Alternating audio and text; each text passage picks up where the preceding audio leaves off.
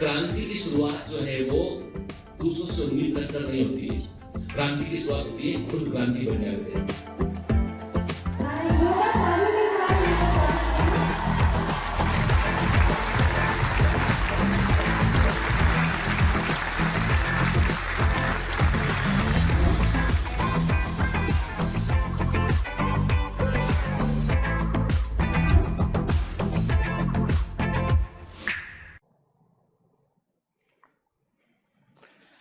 Hello commanders, welcome to Biomentors classes online. I am doctor Jitendra Singh. चलिए बेटा, cell the unit of life में आगे बढ़ते हैं और हम जो है वो चैप्टर के लगभग हमने जो है वो मेजर हिस्सा चैप्टर का कवर किया है। हालांकि अभी हमें सेल ऑर्गेनेल्स पढ़ने, न्यूक्लियस पढ़ना है हमें। तो मैंने पहले भी आपसे कहा था चैप्टर थोड़ा सा बेटा लंबा है। लंबा होने का कारण ये है कि इसमें कई सारी चैप्टर की जड़ें आके खुलती हैं, ठीक है ना। जैसे आज हम मेम्ब्रेन के फंक्शंस देखेंगे ना, तो ये ट्रांसपोर्ट इन प्लांट्स वाला एक हिस्सा कवर करता है, ठीक है ना। तो वहां जाकर हम जो है उसको फिर सिरे से पढ़े, उससे बेहतर है कि यहीं पर हम कोई कॉन्सेप्ट को क्लियर कर लें हम, ठीक है ना। इसलिए ये मत सोचना आपकी सर आपने इतने लेक्चर ले लिए, अभी इतने 20 लेक्चर हो गए, अभी इसके अभी क्या पूरे साल यही पढ़े, तो ऐसे मत सोचना आपको। कि मैंने पहले भी कहा ना, इस चैप्टर के पूरा होने के साथ ही आपको कई सारे चैप्टर में इंटर करने के लिए आपको जो है वो एक प्रकार का बेस या फंडामेंटल्स आपको मिल जाएंगे। इसलिए पहला चैप्टर हमने ये लिया बेटा, ठीक है।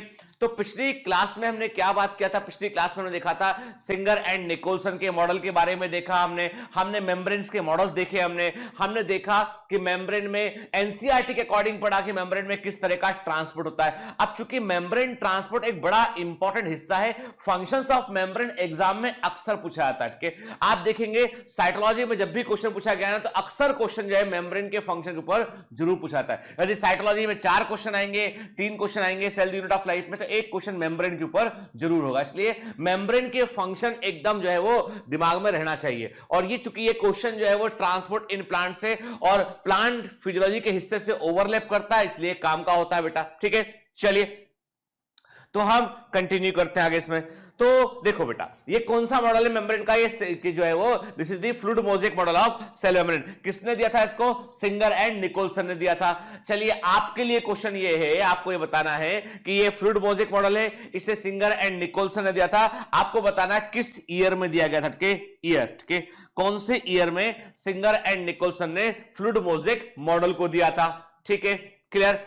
आप मुझे ये बताएंगे। ये मॉडल साफ साफ कहता है कि protein is a discontinuous layer. Protein जो होता है पूरी लंबी कंटिन्यूअस परत नहीं होती है। And which is the continuous layer? ये मॉडल कहता है कि फास्फोलिपिड का बाइलेयर जो होता है वो कंटिन्यूअस लेयर होता है, क्लियर, ठीक है। फिर जहां हमने बात खत्म की थी वो है फंक्शन ऑफ सेल मेम्ब्रेन। सबसे पहले तो हम पहला जो प्राइमरी फंक्शन हम सब जानते हैं वो ये है कि मेम्ब्रेन जो है वो ट्रांसपोर्ट ऑफ मिनरल्स में इन्वॉल्व के, यानी जो भी मिनरल आयन सेल के आते हैं, because cell is an open system for material. Cell is an open system for material के, ओपन सिस्टम फॉर मटेरियल के। कोशिका जो होती है, सेल जो होती है, वो पदार्थों के लिए एक ओपन सिस्टम के समान काम करती है। यानी बाहर से लगातार केमिकल चाहिए पड़ते हैं और एनर्जी भी। अब ये केमिकल में क्या होता है, कई बार एनर्जी मॉलिक्यूल होते हैं, ठीक है ना, ग्लूकोज मॉलिक्यूल होता है, भैया एमाइनो एसिड्स होते हैं। तो सेल को क्या चाहिए? सेल को बाहर से लगातार केमिकल्स की आपूर्ति चाहिए होती है, उन्हें कई सारे मिनरल आयंस चाहिए होते हैं। मतलब यदि आपने सेल का पूरा ट्रांसपोर्ट रोक दिया तो सेल मर जाएगी।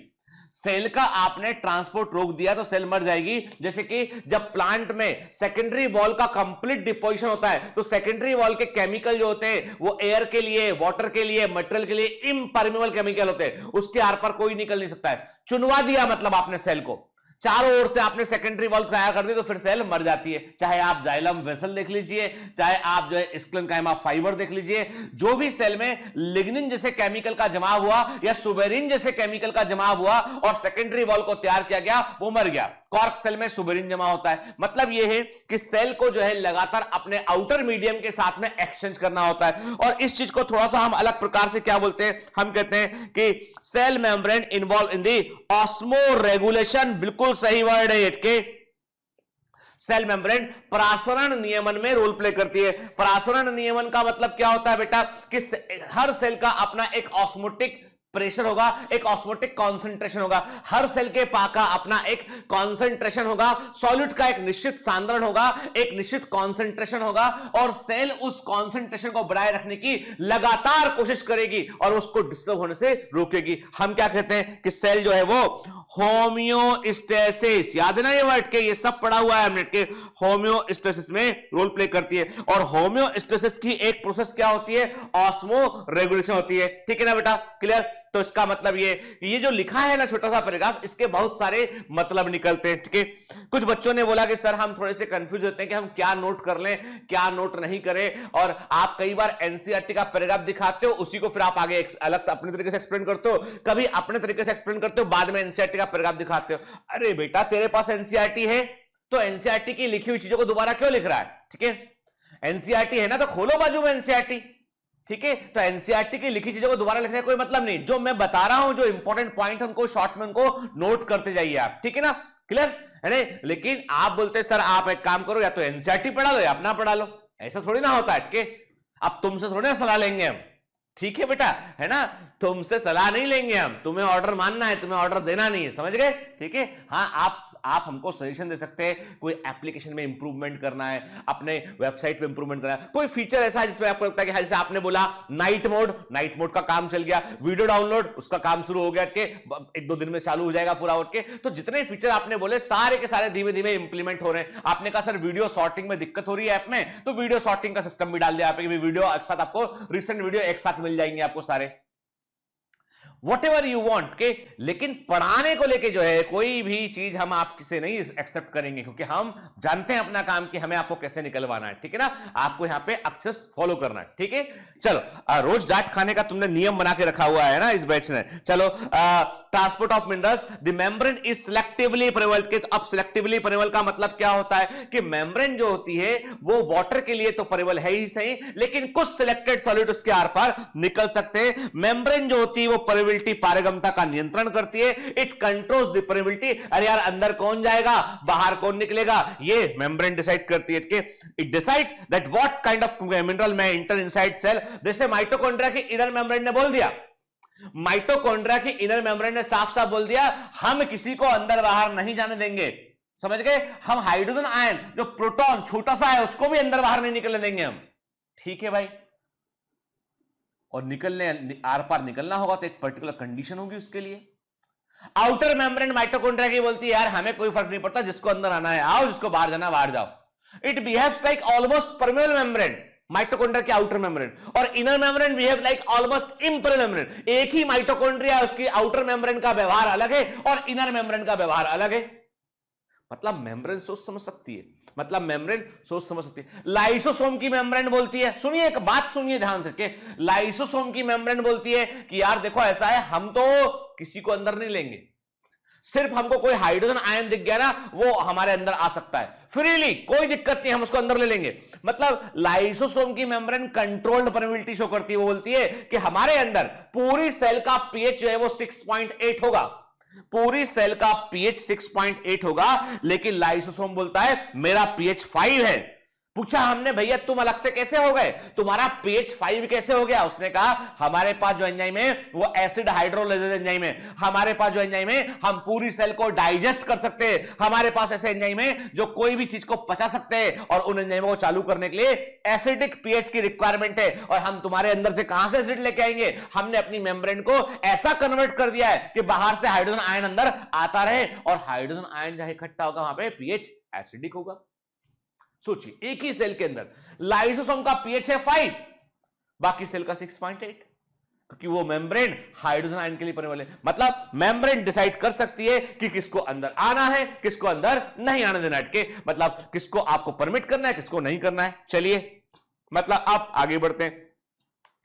This cell membrane involving active and passive transport के, ठीक, सेल मेम्ब्रेन एक्टिव और पैसिव ट्रांसपोर्ट में रोल प्ले करती है। एक तो वो प्रक्रिया है। अब जब आप कहते हो पैसिव ट्रांसपोर्ट, देखो बेटा जब आप कहते हो पैसिव ट्रांसपोर्ट कहते हो मतलब ये है कि आपको बल नहीं लगाना, आपको बल या फोर्स खुद से नहीं लगाना है। मतलब मेम्ब्रेन को खुद से कोई बल लगाने की रिक्वायरमेंट नहीं है, काम अपने आप चलता रहेगा, पैसिव ट्रांसपोर्ट के ना।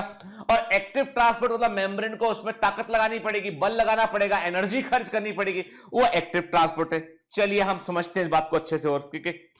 अब पहले हम देख लें क्या और लिखा है इसमें। By this method it maintain the osmotic pressure of the cell. मैंने कहा ना ऑस्मो रेगुलेशन वर्ड मैंने इस्तेमाल किया था, मैंने एक अच्छा वर्ड दिया था आपको, ऑस्मो रेगुलेशन। थोड़ा अच्छी हैंडराइटिंग में लिखने का आज मन किया तो लिख दिया, ठीक है, ऑस्मो रेगुलेशन, ठीक है। तो हमने एक वर्ड दिया आपको ऑस्मो रेगुलेशन के, ये क्या करता है, सेल के अंदर का ऑस्मोटिक प्रेशर मेंटेन करने का काम करता है, कोशिश करता है। अब इसके लिए जो है यदि आप सेल मेम्ब्रेन के सारे ट्रांसपोर्ट को एक साथ देख लें कि भाई मेम्ब्रेन से अंदर बाहर आने के तरीके क्या क्या है, and what are the ways के क्या तरीके हैं अंदर बाहर आने के, तो हमने कहा पैसिव ट्रांसपोर्ट एनर्जी खर्च किए बगैर, एक्टिव ट्रांसपोर्ट एनर्जी खर्च करने के साथ, और बल्क ट्रांसपोर्ट बड़ी संख्या में एक साथ केमिकल का अंदर बाहर होना, यह बल्क ट्रांसपोर्ट कहलाता है, ठीक है। अब सुनो, ठीक है, जब बेटा हम पैसिव ट्रांसपोर्ट की बात करते हैं तो ऐसा समझ लीजिए आपके, जब हम पैसिव ट्रांसपोर्ट की बात करते हैं तो हमें एक बात तो क्लियर है कि इसमें एनर्जी खर्च नहीं होती है, इसमें एनर्जी खर्च नहीं होती है, ठीक है, क्लियर। चल पहले हम समझते हैं फिर हम देखेंगे क्या लिखा था वहां पर के।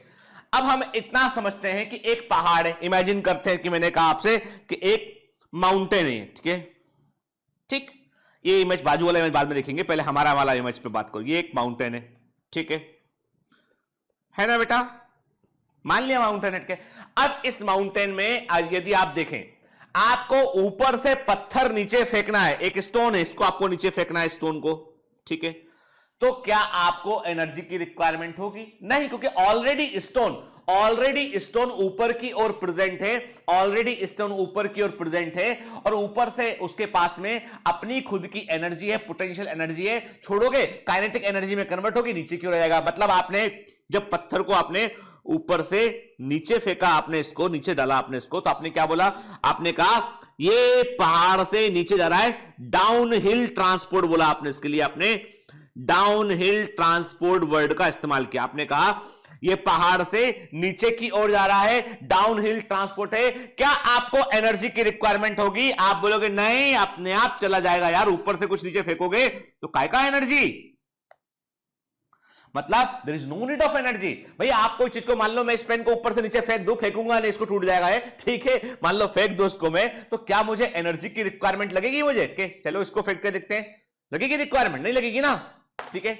तो कहने का मतलब यह है कि अब पहाड़ पर ऊपर से पत्थर को नीचे फेंका आपने, there is no need of energy, downhill transport बोला आपने के, क्या आपको यहां पे कोई करियर प्रोटीन की रिक्वायरमेंट थी? आपने कहा जरूरत ही नहीं, पत्थर तो नीचे आ ही जाएगा ना वो, ठीक है। तो आपने कहा नो एनर्जी, नो कैरियर, कोई करियर की रिक्वायरमेंट नहीं है, ठीक है। ये जो फंडा है ये आपने बोल दिया कि ये हो गया सर हमारा सिंपल डिफ्यूजन, ठीक है, इसको नाम दिया। हमने कहा कि मॉलिक्यूल, आयन और पार्टिकल्स जब कभी हायर कॉन्सेंट्रेशन से लोअर कॉन्सेंट्रेशन, मानकर चलिए आप कि ऊंचाई मतलब हायर कॉन्सेंट्रेशन, नीचाई मतलब लोअर कॉन्सेंट्रेशन, मतलब जितना ऊंचा पहाड़ है उतना ऊंचा उसका हमने मान लिया सेल के सिस्टम में कॉन्सेंट्रेशन है, के जितने ऊंचे पहाड़ से फेंकोगे उतना तेजी से नीचे आएगा वो, के मतलब ये डिफरेंस भी इंपॉर्टेंट चीज है। कहने का मतलब ये हुआ कि हायर कॉन्सेंट्रेशन से लोअर कॉन्सेंट्रेशन की ओर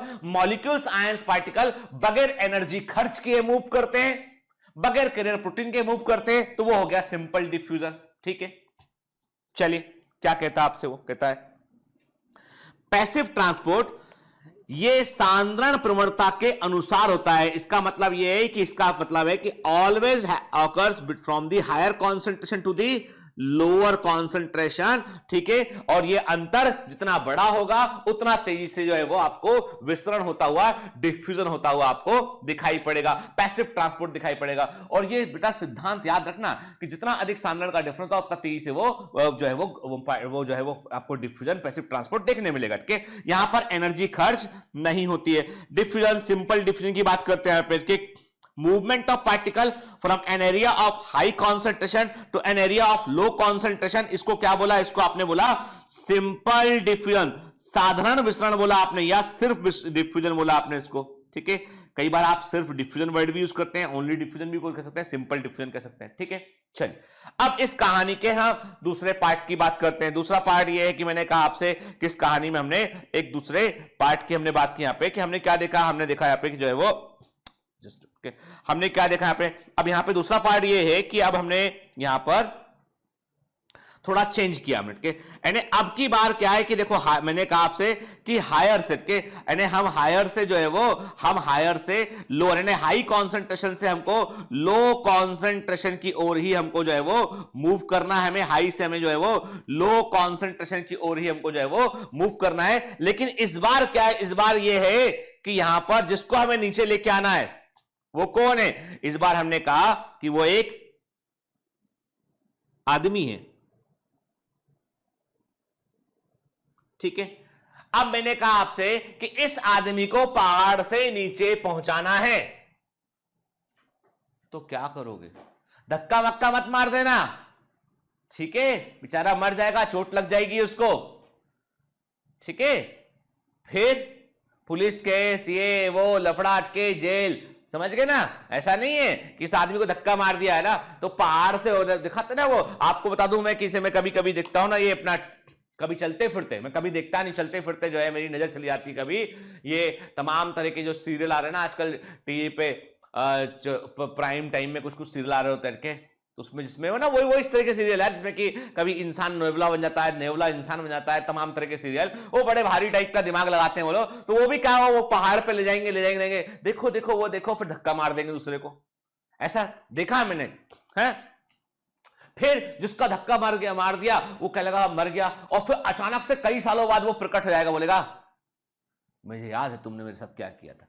मतलब वो कुछ भी हो सकता है। कह रहे हैं आप एक व्यक्ति अपने यहाँ के इंडियन जो सीरियल है, धारावाहिक है, उनमें एक व्यक्ति 10 बार मर के जिंदा हो सकता है, ठीक है। और मतलब कुछ भी हो सकता है उसमें के उसके ऊपर तो एक पूरे पीएचडी होना चाहिए कि ये सोच कैसे लेते हैं ऐसा ये लोग। चलिए अभी इतनी सी बात कर रहे हैं यहाँ पे हम कि इस आदमी को पहाड़ से नीचे उतारना है। तो आपने कहा सर देखो पत्थर था तो हमने फेंक दिया, अब ये तो इंपॉर्टेंट व्यक्ति है, इसको हम ऐसे नहीं उतार पाएंगे हमके, इसको तो उतारने के लिए इसका साइज बड़ा है, डिफरेंट टाइप का, इसको उतारने के लिए हम एक काम करते हैं, हम एक टोकरी बना लेते हैं। तो आपने कहा कि पहाड़ से नीचे उतारना है, तो आपने बोला सर देखो ये जो पहले वाला आइडिया था ना कि आदमी को जो पत्थर को नीचे फेंक दिया, ये तो फेल आइडिया है, हम ये तो हम नहीं करेंगे, ठीक है, इसलिए नहीं करेंगे, दिस इज रॉन्ग, उसको लग जाएगा, ठीक है, हम ऐसा नहीं कर सकते, ठीक है।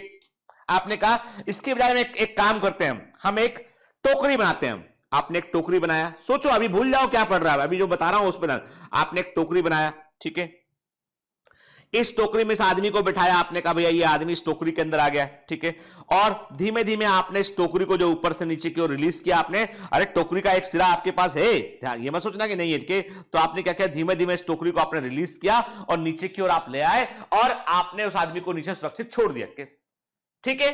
ऐसा कर सकते हैं ना आप। अब इस टोकरी में, अब आपसे मैं बोलूं कि टोकरी को छोड़ने में क्या एनर्जी लगी, आपने कहा नहीं, अरे टोकरी तो अपने आप ग्रेविटी के अकॉर्डिंग अपने आप नीचे जाएगी पहाड़ से। आपको सिर्फ टोकरी अच्छी सी बनानी है, आपको अच्छी सी बास्केट बनानी है, आपको अच्छा सा एक प्लेटफॉर्म बनाना है जिसपे आदमी को खड़ा करके आपने धीमे धीमे छोड़ा, आपने छोड़ा आदमी नीचे पहुंच गया। यहां पर क्या किया आपने, यहां पर आपने एनर्जी खर्च नहीं की, लेकिन आपने कैरियर का इस्तेमाल किया, आपने एक वाहक का इस्तेमाल। और यहां पे क्या आपको कैरियर यूज करने में एनर्जी लगी, आपने कहा नहीं एनर्जी नहीं लगी, हमने कैरियर को इसलिए इस्तेमाल किया कि इस बार इंसान था, इस बार इंपॉर्टेंट पर्सन था, ये इसको नीचे उतारने के लिए हमको जरूरत लगी, यहां पे टोकरी की जरूरत लगी हमें, क्लियर।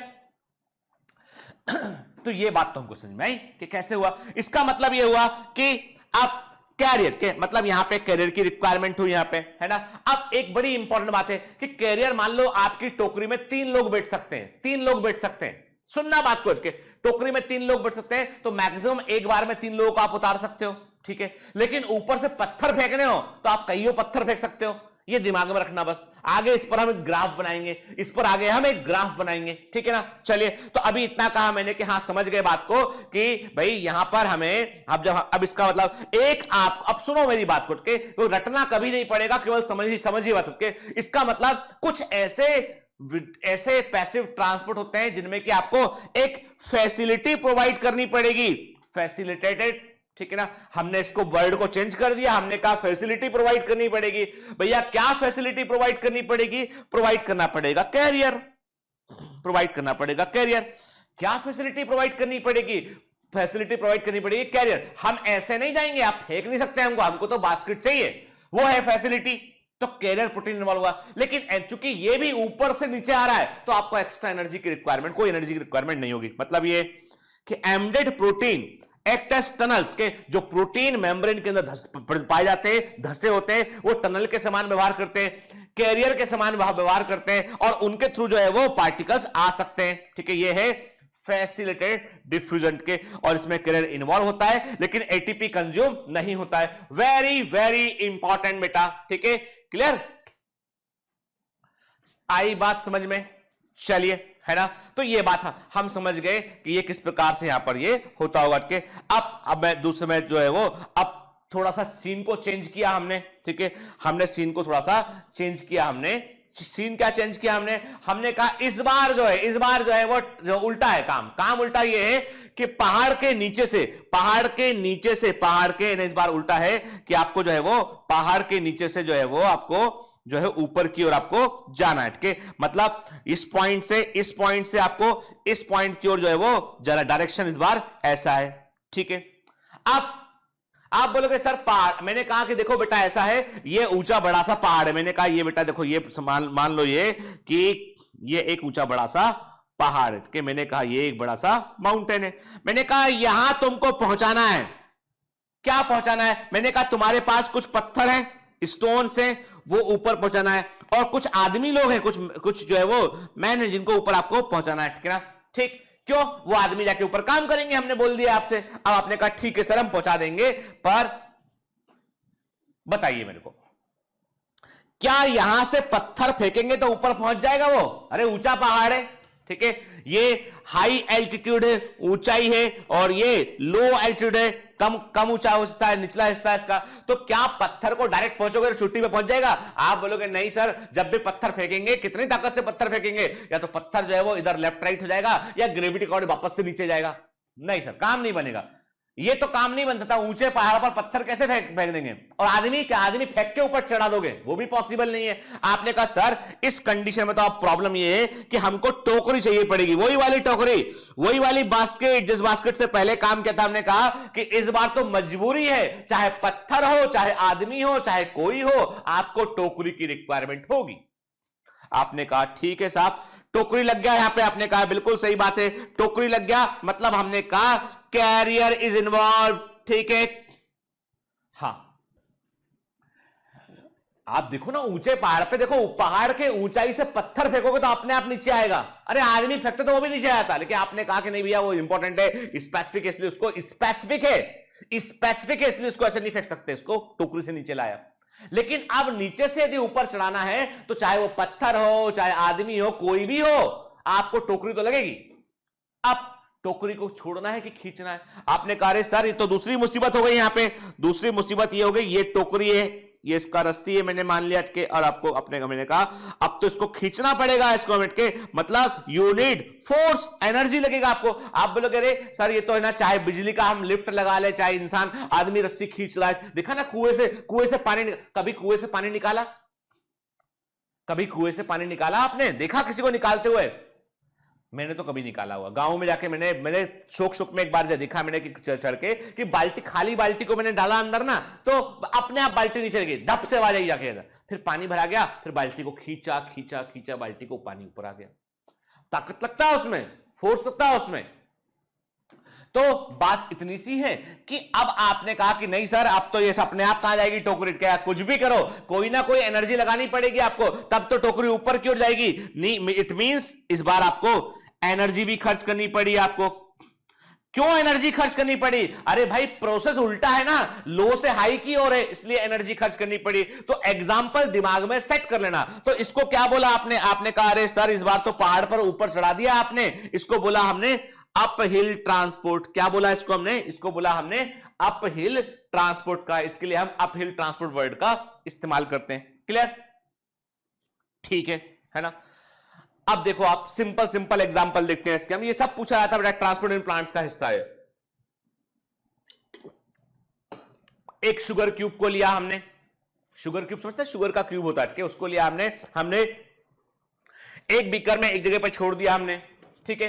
क्या देखा हमने, ये शुगर के पार्टिकल जो है वो पूरे मीडियम में इक्वली डिस्ट्रीब्यूट हो गए। तो एक्चुअली में डिफ्यूजन एक एफर्ट होता है, वो मीडियम में सब तरफ कॉन्सेंट्रेशन को इक्वलाइज करने की कोशिश करता है। डिफ्यूजन इज एन अटेम्प्ट जिसमें कि मीडियम के अंदर हर पॉइंट पर कॉन्सेंट्रेशन को इक्वलाइज करने की, समान करने की कोशिश की जाती है। आप जब एक अगरबत्ती जलाते हो, एक आप जो है वो इंसेंस स्टिक की अगरबत्ती जलाते हो, कोने में लगा देते हो, पूरे कमरे में सुगंध फैल जाती है। आप परफ्यूम लगाते हो, पूरे कमरे में गंध फैल जाती है, क्योंकि कारण उसके पीछे यही है, डिफ्यूजन।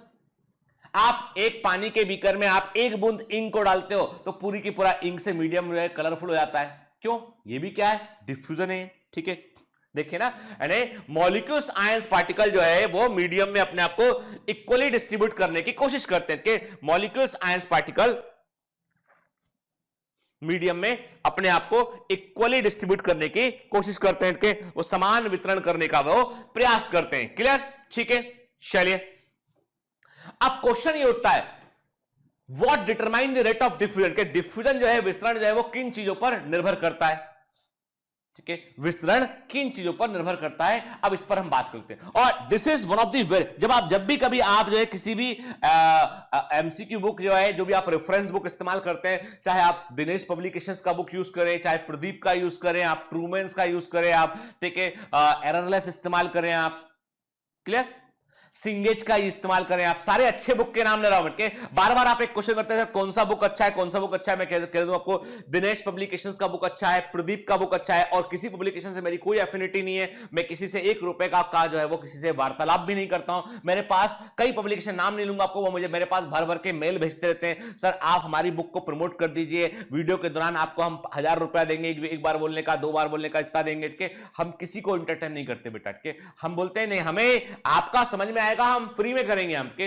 हम अपने बच्चों को गलत जगह पे इन्फ्लुएंस नहीं करेंगे। तो मैं क्लियर कर दूं कि सबसे अच्छे जो बुक्स हैं वो दिनेश, ट्रस्टेड पब्लिकेशन है लंबे सालों उसके, और बहुत अच्छा काम करते हो। दिनेश पब्लिकेशंस का बुक हुआ, प्रदीप का बुक हुआ, आपका जो है वो ट्रूमेंस का बुक हुआ, आपका एररलेस हुआ आपका, ठीक है। और इसके अलावा हम देखें और कोई बुक में भूल, सिंगेज का अच्छा बुक है बेटा के, सिंगेज पब्लिकेशन का अच्छा बुक है। और तो ये, इसके अलावा ये तो आपके पास एक प्राइमरी रेफरेंस बुक ये है तो अच्छी बात है। लेकिन यदि मान लीजिए कोई बुक आपके पास नहीं भी है ना बेटा, एमसीक्यू बुक, और आप डीपीएस को कंटिन्यूअसली फॉलो करते हैं, डीपीएस को, टेस्ट को मिस नहीं करते हो, तो विदिन मिनट के मैं आपको दिखा नहीं सकता यहाँ पे, क्योंकि मैं कैमरा इतना टिल्ट नहीं कर पाऊंगा, otherwise I have more than 20 different publication books, क्या, और हमारी पूरी टीम उसमें से अच्छे क्वेश्चंस को निकालना, ठीक है। वो तो ऐसा नहीं कि क्वेश्चन हम जनरेट खुद से करते हैं, क्वेश्चन तो हमको वही एग्जाम वाले क्वेश्चन ही लेने होते हैं बेटा के, यानी थोड़ा बहुत वेरिएशन कर सकते हैं हम,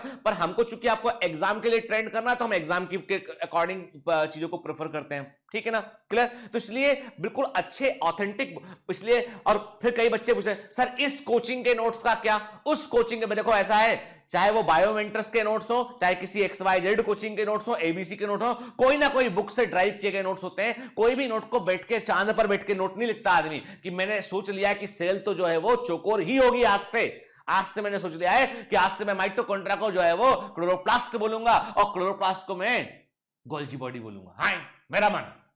तो भैया ऐसा नहीं होता ना, ठीक है। जो माइटोकॉन्ड्रिया है और जो जैसा स्ट्रेनिंग होता है वो होता है, ठीक है, उसको कुछ नहीं बोल सकते हो आप। इसका मतलब ये, कोई बुक पढ़ लो, गीतेन सर कुछ अलग नहीं पढ़ा सकते हैं, XYZ भी अलग नहीं पढ़ा सकता है, कोई भी ABC भी अलग नहीं पढ़ा सकता है, सबको पढ़ाना तो वही है।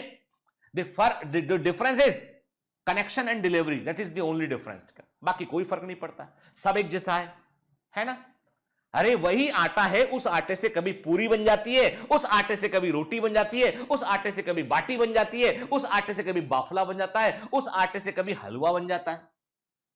तो बायोमेंटर्स में आटे से हलवा बन रहा है, ठीक है। तो इसलिए जो है ऐसी ये जो है ना बुक्स, जो ना बुक्स को लेके बहुत, देखो बेटा 19% से ऊपर हर बुक में चीजें कॉमन है। कोई बुक उठा लो जाके, अब जिसका कवर तुमको सुंदर लगे ना वो बुक ले लेना। मेरा तो फंडा यही है, जो बुक के नाम बताए, ठीक है। अरे अंदर का कंटेंट तो सेम है ना यार, वो किसको और थ्योरी पढ़ने की तुम्हें जरूरत ही नहीं है। एनसीईआरटी पढ़ो, मैं पढ़ा रहा हूं, और क्या पढ़ोगे थ्योरी, ठीक है, कहीं यही PhD कर डालोगे, है ना। चलो अब बात करते हैं, अपने दूसरे मुद्दे पे आते हैं।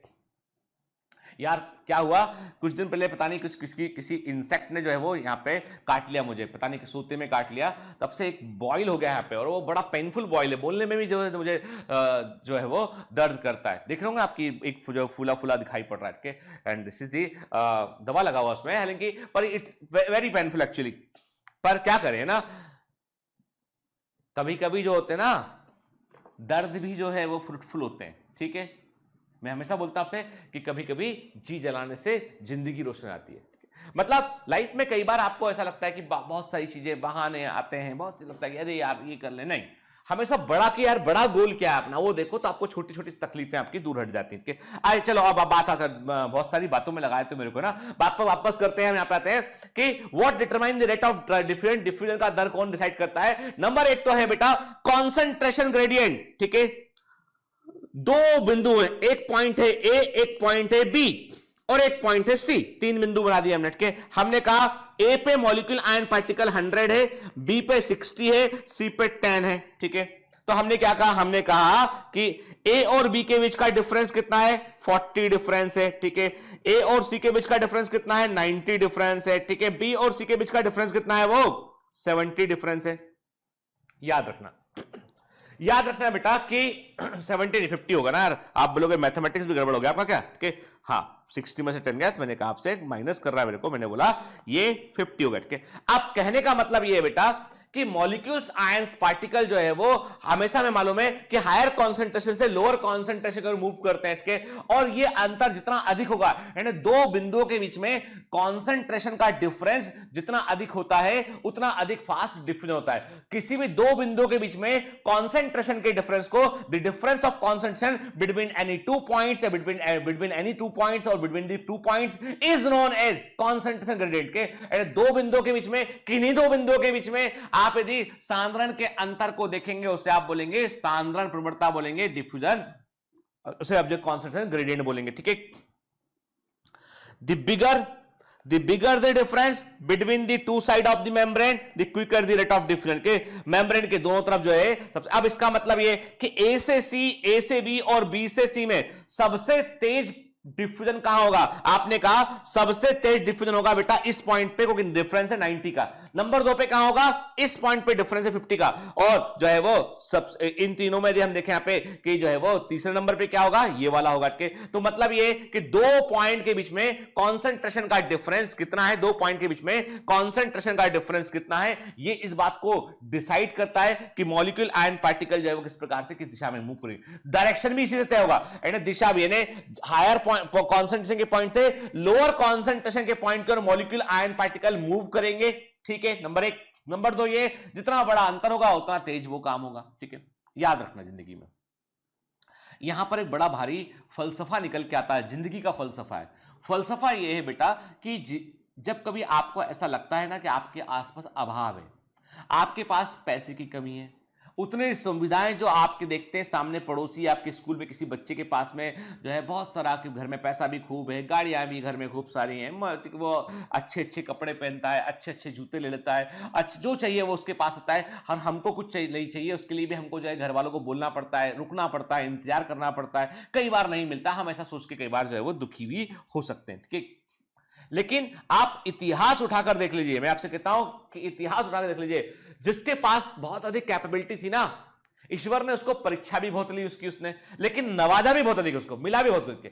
चाहे आप धीरू भाई अंबानी की कहानी ले लीजिए, आप क्या वो भी बॉटम से शुरू किए, छोटे से बिजनेस शुरू किए, बड़ा बिजनेस किया के, किसी की कहानी यानी जो बहुत सफल बिजनेसमैन है, चाहे आप जैक मा, अलीबाबा वाले जैक मा की बात करें आपके, चाहे आप जो है वो आज इलॉन मस्क जो बहुत बड़े व्यक्ति है उनकी बात, हर आदमी छोटे लेवल से शुरू किया और बड़े लेवल तक वो पहुंच गया है, कोई भी।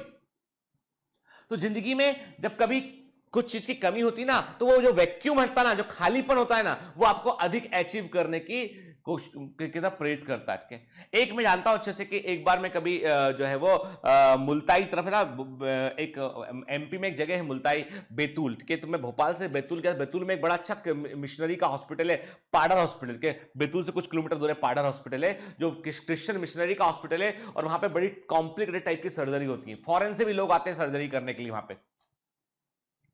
तो वहाँ जो है मैं आपको बता दूं, वहाँ पे रास्ते में एक जगह पड़ती है, मुझे लगता है कि वो है बालाजीपुरम, एक जगह पड़ती है।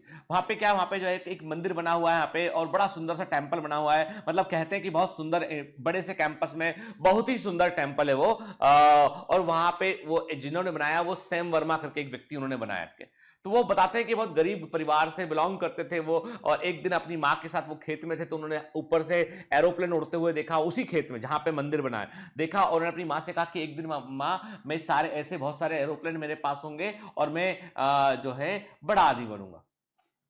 कुछ नहीं था उनके पास में। He studied, he went to abroad, बहुत मेहनत किया उन्होंने। Now he owns so many aviation company, aviation management, बहुत सारा काम है उनका के। इतने बड़े आदमी है कि एक बार उनका एरोप्लेन जो है वो मध्य प्रदेश के भोपाल एयरपोर्ट पर उनका प्लेन जो है वो आया, कुछ दिन रखा रहा, और सरकार से उनकी कुछ किसी बात पे गवर्नमेंट से नहीं बनी, तो उन्होंने अपना प्लेन ही नहीं उठाया, वो प्लेन रखा ही रहा एयरपोर्ट के ऊपर। उन्होंने जहां पर वो टेंपल बनाया उसी जगह पे जहां पे उन्होंने सोचा था, उसके बाद उन्होंने अपने माता पिता की स्मृति में उस सबके लिए उन्होंने एक बड़ा सा टेंपल बनाया, और वो बहुत सुंदर टेंपल में से एक है।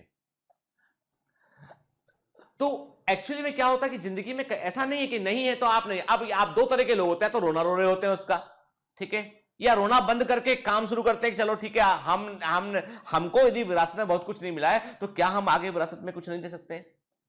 एक बार बिल गेट्स ने कहा है कि यदि आप जो है वो गरीब परिवार में पैदा होते हैं तो आपकी इसमें कोई गलती नहीं है, लेकिन यदि आप गरीब मर जाते हैं तो इसमें आपकी गलती है। कहने का मतलब यह है कि मनुष्य को प्रयास तो करना चाहिए। ह्यूमंस को आपको अपनी क्षमता, ऐसा नहीं है, मैंने ऐसे भी लोग देखे हैं जो कम पढ़े लिखे हैं and they are very rich, ठीक है ना, उनके लिए कई IIM से पास आउट MBA वाले लोग काम कर रहे होते हैं उनके लिए, के समझ गए ना। इसलिए जो है, चाहे वो आप जो है वो डोसा प्लाजा वाले की बात करें कि किसी की बात करें, आपके ऐसे कई चीजों के कई रेफरेंसेस मैंने बायोमेंटर ऑनलाइन फिल्म के मोटिवेशन वीडियो में मैंने बताए हुए हैं, ठीक है। चलिए, तो अभी कहने का मतलब यह है कि 2 पॉइंट के बीच डिफरेंस जितना अधिक होगा उतना फास्ट जो है वो रेट ऑफ डिफ्यूजन होगा बेटा के। फिर बात करते हैं टेम्परेचर की, बात करते हैं। अब क्वेश्चन ये उठता है कि यार ये जो डिफ्यूजिंग पार्टिकल्स हैं वो हायर कॉन्सेंट्रेशन से लोअर कॉन्सेंट्रेशन को मूव कर रहे होते हैं। From where they get the energy, उनके पास ऊर्जा आती कहां से, उनके पास ऊर्जा आती कहां से, तो एनर्जी का सोर्स होती है बेटा, यानी जो डिफ्यूजिंग पार्टिकल है उनके पास सोर्स ऑफ एनर्जी होता है थर्मल एनर्जी, थर्मल एनर्जी के। जो तापी ऊर्जा होती है ना बेटा, वो उनके पास ऊर्जा का होता है, इसी को वो काइनेटिक एनर्जी में कन्वर्ट करते हैं के।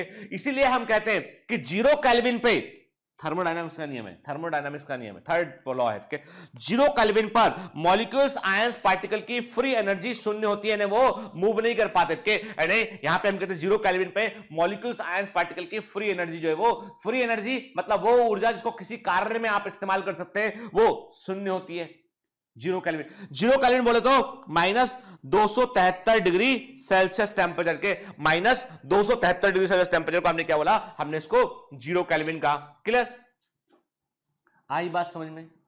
कहने का मतलब यह है कि ठीक है, केल्विन में डिग्री नहीं लगाते बेटा ना। 0 केल्विन जो होता है ना, इसको क्या बोलते हैं हम, कहते इसको हमने कहा कि ये जो है वो आपका -273 डिग्री सेल्सियस टेम्परेचर है, और इस पर जो है वो मॉलिक्यूल्स आयंस पार्टिकल की फ्री एनर्जी शून्य होती है, मतलब वो मूव नहीं कर सकते हैं। मतलब ये है कि आपको डिफ्यूजन को तेज करना है ना, तो तापमान बढ़ाना पड़ेगा। अरे भाई, घर में आप जब चाय बनाते हो तो क्या करते हो, सब करते हैं घर में कि मैं भी है ना, सुबह सुबह उठता हूं तो मैं किसी को डिस्टर्ब नहीं करता। मैं जो है मैं सुबह, मतलब आपको बताऊं मेरा रूटीन आप देखोगे तो आई वेक अप एट 4:30 में, 4:30 सुबह मॉर्निंग जो है वो 4 o'clock या 4:30 में उठता हूं कि मैंने अभी बहुत अपना रूटीन भी इंप्रूव किया मैंने। उठने के बाद में जो है वो अपने लिए, खुद के लिए जो है वो टी बनाता हूँ, चाय पीता हूँ, उसके बाद में जो है वो 1 घंटे का मेरा जो वॉक होता है वॉक करता हूँ मैं, फिर तैयारी करता हूँ लेक्चर की। और ये रिकॉर्डिंग भी अर्ली मॉर्निंग रिकॉर्डिंग है जो हो रही है कि दिन में बहुत काम रहते हैं हम लोगों के पास में।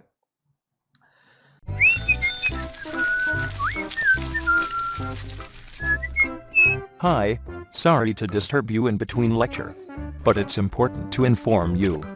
You should download Biomentors app from Google Play Store. We need your support, so please take subscription to become an official commando of Biomentors. Bye bye. Continue your lecture. चाय बनाने के लिए कभी मैंने ऐसा नहीं किया कि मैंने एक पतीला लिया, एक बर्तन लिया, बर्तन में मैंने दूध को डाला, मैंने उसमें जो है वो पानी डाला, मैंने उसमें शक्कर डाली, मैंने अदरक डाला, उसमें मैंने और जो है वो चाय की पत्ती डाली मैंने उसमें, ठीक है ना, और फ्रिज में रख दिया मैंने उसको। इमेजिन कीजिए कि मैंने सुबह सुबह पे चाय बनाया है, आप मेरे घर पे आए हैं और आपने बोला सर हम भी सुबह सुबह आपके घर आ गए, हमको भी चाय पिलाओ। तो मैंने कहा बेटा बैठ तू, मैं तेरे को चाय बना के पिलाता हूं। तो मैं गया, मैंने किचन में लिया बर्तन, उसमें मैंने दूध डाला, पत्ती डाली, जो है वो अपना पानी डाला, उसमें जो चाय में लगता है ना वो सब डाला मैंने। डालने के बाद मैंने उठाया और फ्रिज में दिया। आपने कहा चाय रुक जा, 2 घंटा फ्रिज में रखी चाय। आप बोलोगे यार सुबह सुबह सर का तो एक आध स्क्रू जो है गड़बड़ाता है सुबह सुबह, ठीक है ना, मैडम उठेंगी वही टाइट करेंगी, बस निकल लेते हैं अभी। आपने कहा तो अरे पागल चाय को रख के फ्रिज में आ गया, तो इसका मतलब कि मैं अब तो क्या वो चाय बन जाएगी? आप बोलोगे नहीं सर शक्कर तो वैसा, सब कुछ वैसा वैसा रह जाएगा, कुछ भी नहीं होगा। लेकिन मैंने क्या किया, गैस को ऑन किया, मैंने गैस के ऊपर रखा, मैंने उसको गर्म किया, मैंने 2-4 बार मैंने खोला दिया उसको, तो चाय बढ़िया बन गया वो। क्यों ऐसा क्यों हुआ? ऐसा इसलिए हुआ कि मैंने गैस के जरिए मैंने उस मीडियम को, उस माध्यम को जिसके अंदर वाटर जो मीडियम था उसको मैंने हाई एनर्जी प्रोवाइड की, मैंने उसको थर्मल एनर्जी प्रोवाइड की। और जो शुगर के पार्टिकल थे वो धीमे धीमे पहले मूव कर रहे थे कि हमें तो डिफ्यूज होना है धीमे धीमे। अरे ये तो गर्मी आ गई, थर्मल एनर्जी आ गई, अब वो पार्टिकल दुम दुम दुम दुम दुम दुम के वो तेज तेज मूव होने लगे, पूरे में बिखर गए। एक समान हो गया, सब कुछ इक्विवेलेंट हो गया, एक बराबर हो गया। हुआ या नहीं हुआ? हुआ ना। अरे तो भाई हम तो घर में रोज यूज करते, मम्मी रोज कम से कम 25 बार डिफ्यूजन का के नियमों का इस्तेमाल करती हैं, कभी सोचा ही नहीं इस तरीके से। चलो तो मैंने क्या कहा आपसे कि higher temperature gives molecule ion more kinetic energy and molecules move faster, so diffusion is faster. के मतलब मीडियम का माध्यम का तापमान बढ़ा दोगे, रेट ऑफ डिफ्यूजन बढ़ जाएगा, ठीक है।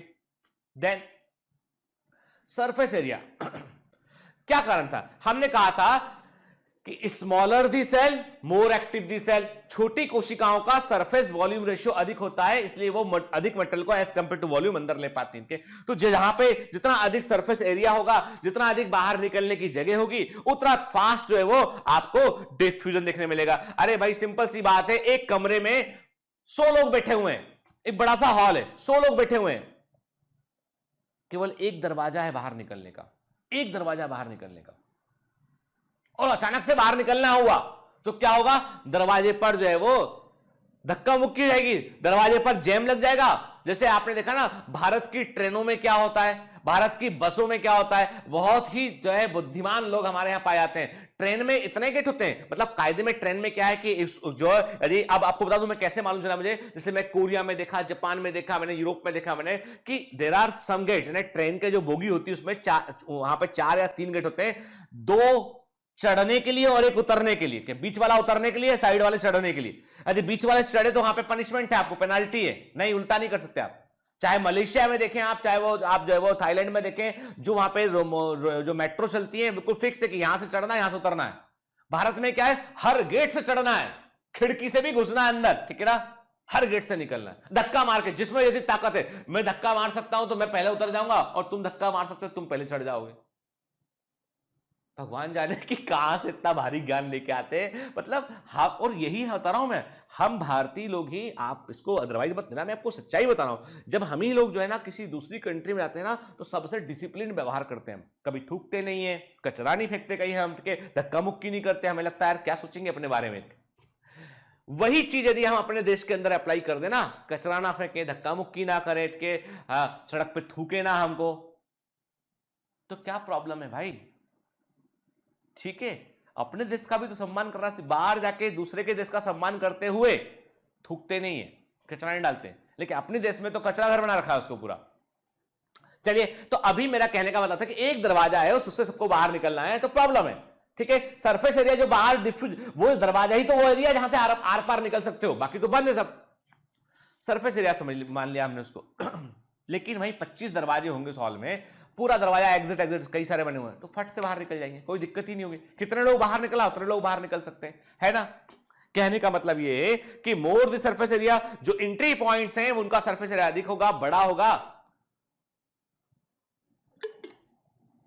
तो फास्टर डिफ्यूजन हो पाएगा, ठीक है। Then the type of molecule और आयन डिफ्यूजन, अब कौन सा मॉलिक्यूल आयन डिफ्यूज कर रहा है इस पर भी डिपेंड करता है कि जैसे कि लार्ज मॉलिक्यूल है, अरे भाई एक आदमी है 200 किलो का आदमी है के, काफी अच्छा खासा हट्टा कट्टा आदमी है के, है उसको बोलो कि तुम भी जाओ भाई सीढ़ी चढ़ के ऊपर जाओ 2 मंजिल ऊपर, या तुम यहां से वहां निकल जाओ, चल रहा हूं यार स्लो, ठीक है, दुबला पतला सा है तो खरगोश के समान कूदता कूदता वहां निकल जाएगा उठ के, तो पार्टिकल के ऊपर उनकी डेंसिटी पे भी डिपेंड करता है। तो मैंने कहा आपसे कि अब उसके अलावा इस बात पे भी निर्भर करता है कि मॉलिक्यूल जो है वो कहां से निकल रहा है, पोलर मॉलिक्यूल है, नॉन पोलर मॉलिक्यूल है, भाई पोलर मॉलिक्यूल है तो प्रोटीन के थ्रू निकलना पड़ेगा, नॉन पोलर है तो लिपिड बाइलर के थ्रू निकलना पड़ेगा, उस पर भी डिपेंड करता है। तो देखिए टाइप ऑफ मॉलिक्यूल और ion diffusing, large molecule need more energy to get them to move, so they tend to diffuse slowly.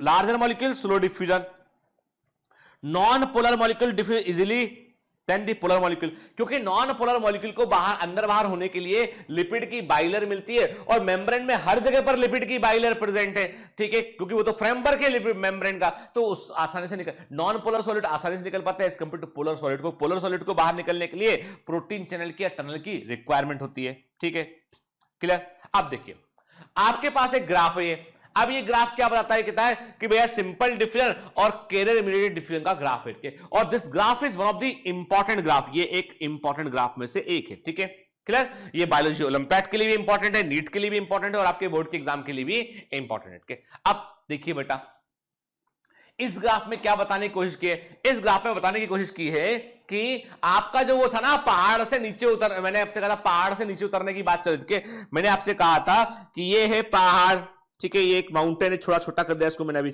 ठीक है, जगह कम मेरे पास, इस माउंटेन से हमें जो है पत्थर को नीचे फेंकना है, ठीक है, या हमें आदमी को नीचे उतारना है, ठीक है, हमारे पास दो चीजें हम पे हमने काम किया था।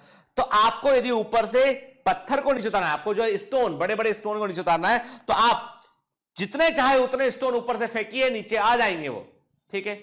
आप पहाड़ के ऊपर से जितनी आप में क्षमता है ना उतने स्टोन फेंक दीजिए, वो सब नीचे आ जाएंगे। मतलब ये है कि यहां पे कोई भी बाधा नहीं है, सिंपल डिफ्यूजन जो है उसमें कोई भी बैरियर नहीं है, आप सिंपली जो है जितना भी मॉलिक्यूल आयन पार्टिकल निकल सकते हैं वो निकल पाएंगे। लगातार आप उनका कॉन्सेंट्रेशन बढ़ाते रहिए, काम चलता रहेगा, जितने पत्थर फेंकने की क्षमता आप में उतने फेंक लीजिए, वो सब नीचे आ ही जाएंगे। लेकिन जब आदमी को नीचे उतारने की बारी आई तो आपने कहा सर हमारे पास कितनी टोकरी है उस पर निर्भर करता है, हाउ मेनी टोकरी वी आर हैविंग, किस पे डिपेंड करता है, कितनी बास्केट हमारे पास इस पर निर्भर करता है, कि कितने कैरियर मॉलिक्यूल हमारे पास इस पर निर्भर करता है। मैंने कहा कि यार हमारे पास मैक्सिमम जो है वो 3 टोकरी है, 3 बास्केट है जिनसे हम आदमी नीचे उतार सकते, और एक बास्केट में 3 लोग बैठ सकते हैं। हमने कहा अच्छा ठीक है।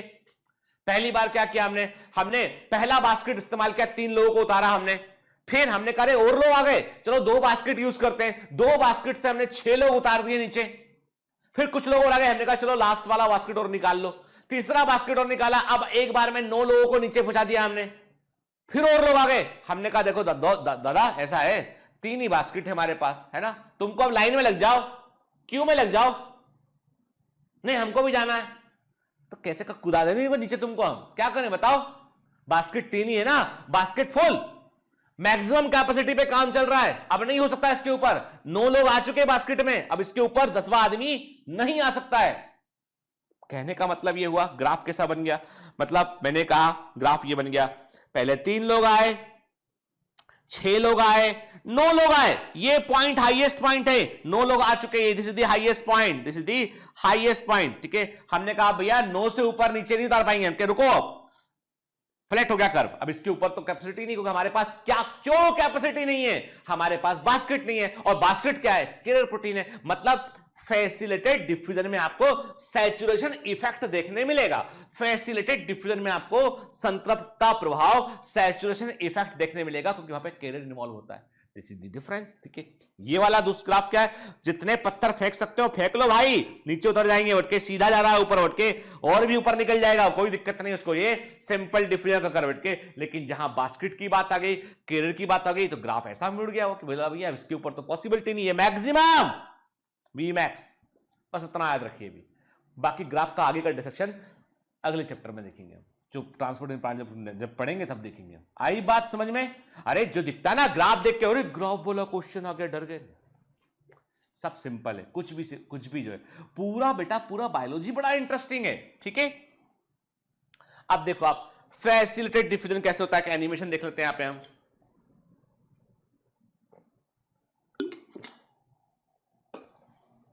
फैसिलिटेड डिफ्यूजन कैसे होता है, कि एनिमेशन यहां पे हम देख रहे हैं, ठीक है ना। हाई कॉन्सेंट्रेशन से मतलब यहां पर भी कॉन्सेंट्रेशन जो है वो यहां पे देख रहे हो आप, यहां पे आपको हाई कॉन्सेंट्रेशन दिखाई पड़ रहा है, आपको ये लो कॉन्सेंट्रेशन दिखाई पड़ रहा है, और ये मूव कर रहे हैं, इसके थ्रू मूव कर रहे हैं ना, ठीक है ना, ठीक है, क्लियर। मतलब दिस इज दी कैरियर। ये क्या है? ये है कैरियर, है ना, ठीक है, कैरियर बना हुआ पूरा ये।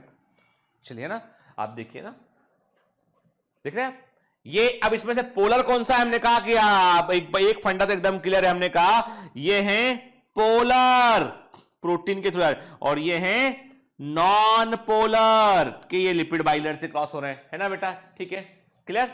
और यहां पर क्या है? तो ये क्या है आपको, ये जो दिख रहे हैं आप, ये सिंपल डिफ्यूजन की कैटेगरी में आ गया, ये फैसिलिटेटेड डिफ्यूजन की कैटेगरी में आ गया, ठीक है। और ये जो है वो ये भी फैसिलिटेटेड डिफ्यूजन की कैटेगरी में आ गया, ठीक है।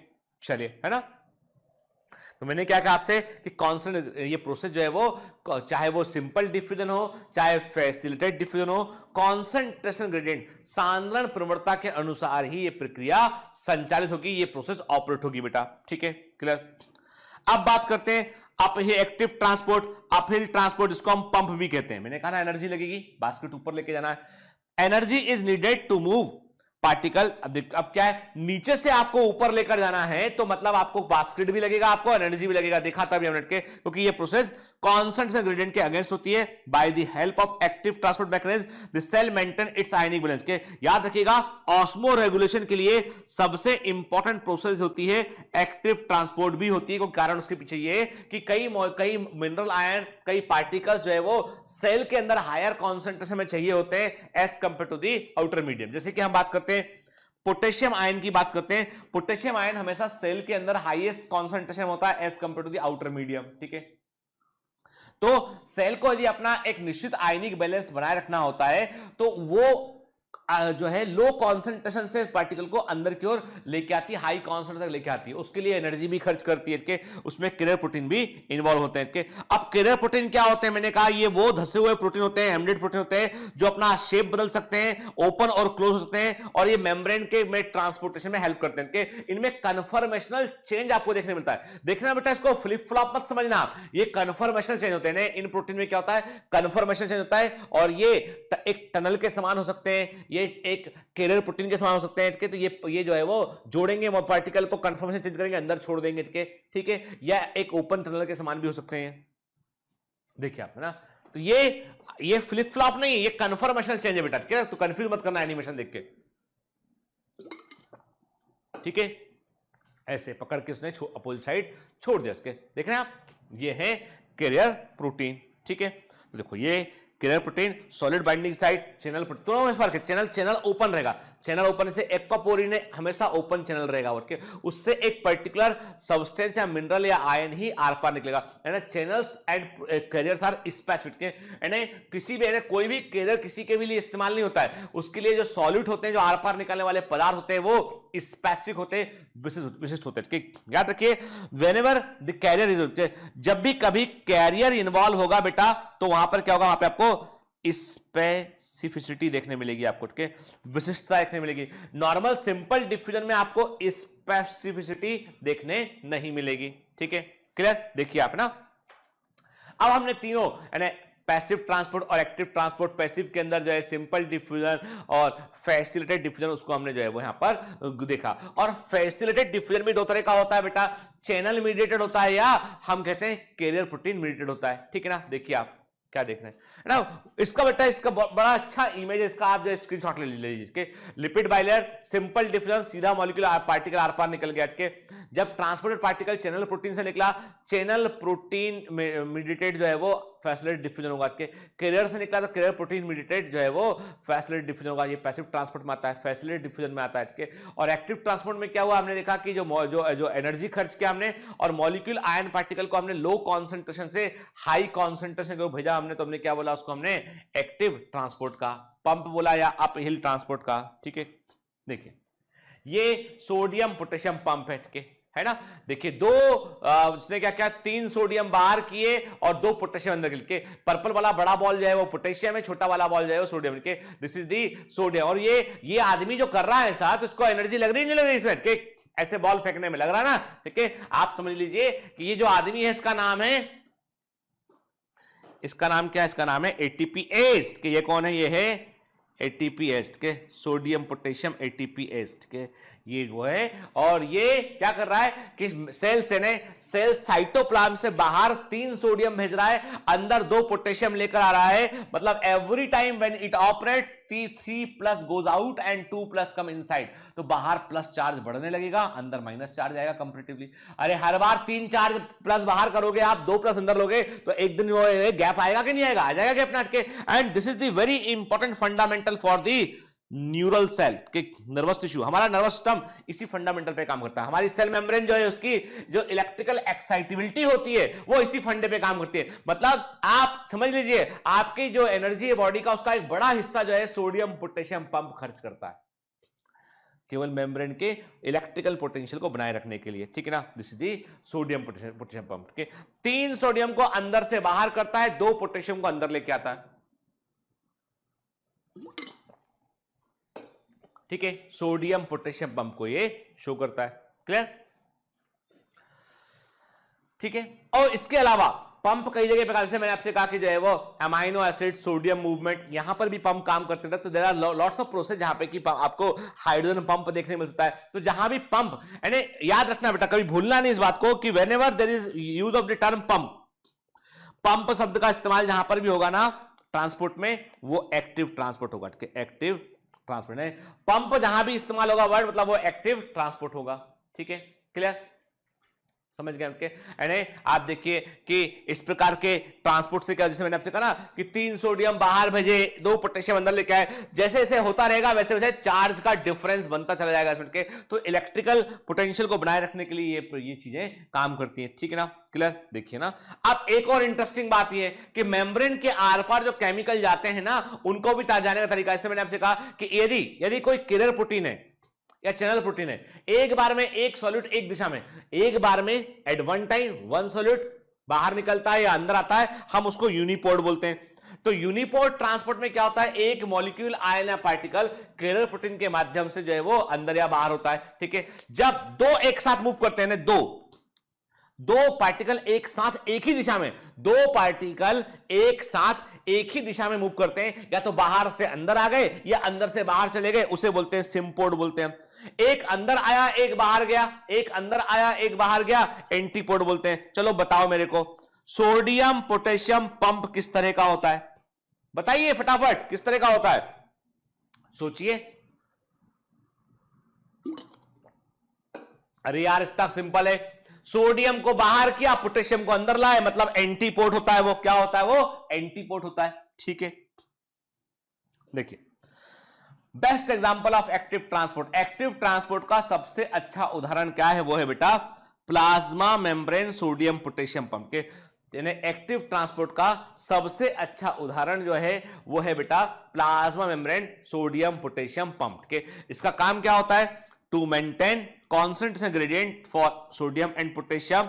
ये मेम्ब्रेन के जो है वो सेल के अंदर टिश्यू फ्लूइड में, सेल से बाहर टिश्यू फ्लूइड में, सेल के अंदर साइटोप्लाज्म में सोडियम और पोटेशियम के जो सांद्रण प्रवणता है, कॉन्सेंट्रेशन का डिफरेंस उसको बनाए रखने में रोल प्ले करता है। ठीक है, ये एटीपी खर्च करता है, सोडियम को बाहर करता है, पोटेशियम को अंदर लेके आता है, और ये एक एंटीपोर्ट सिस्टम है। At the same time sodium को सेल के अंदर से बाहर कर देगा और बाहर से पोटेशियम को अंदर लेके आता है। ठीक है, तो ये क्या होता है? ये एक एंटीपोर्ट सिस्टम होता है। देख रहे हैं आप, पोटेशियम अपने जो पोटेशियम जो है वो उसको कहां लेके आया? वो बाहर से, इसको पोटेशियम को बाहर। पोटेशियम नॉर्मली क्या होता है? नॉर्मली पोटेशियम सेल के अंदर हायर कॉन्सेंट्रेशन में होता है, और नॉर्मली सोडियम सेल के बाहर हायर कॉन्सेंट्रेशन होता है। तो नॉर्मल अपने by simple there are some channels, कुछ ऐसे गेटवे होते हैं जिनसे कि सिंपली ये अंदर की ओर आ सकते हैं, यानी सिंपल जो है वो फैसिलिटेट डिफ्यूजन से जो है, यानी डिफ्यूजन के नियम की बात करेंगे तो सोडियम को बाहर से अंदर आना चाहिए और पोटेशियम को अंदर से बाहर निकलना चाहिए, और ऐसा होता भी है।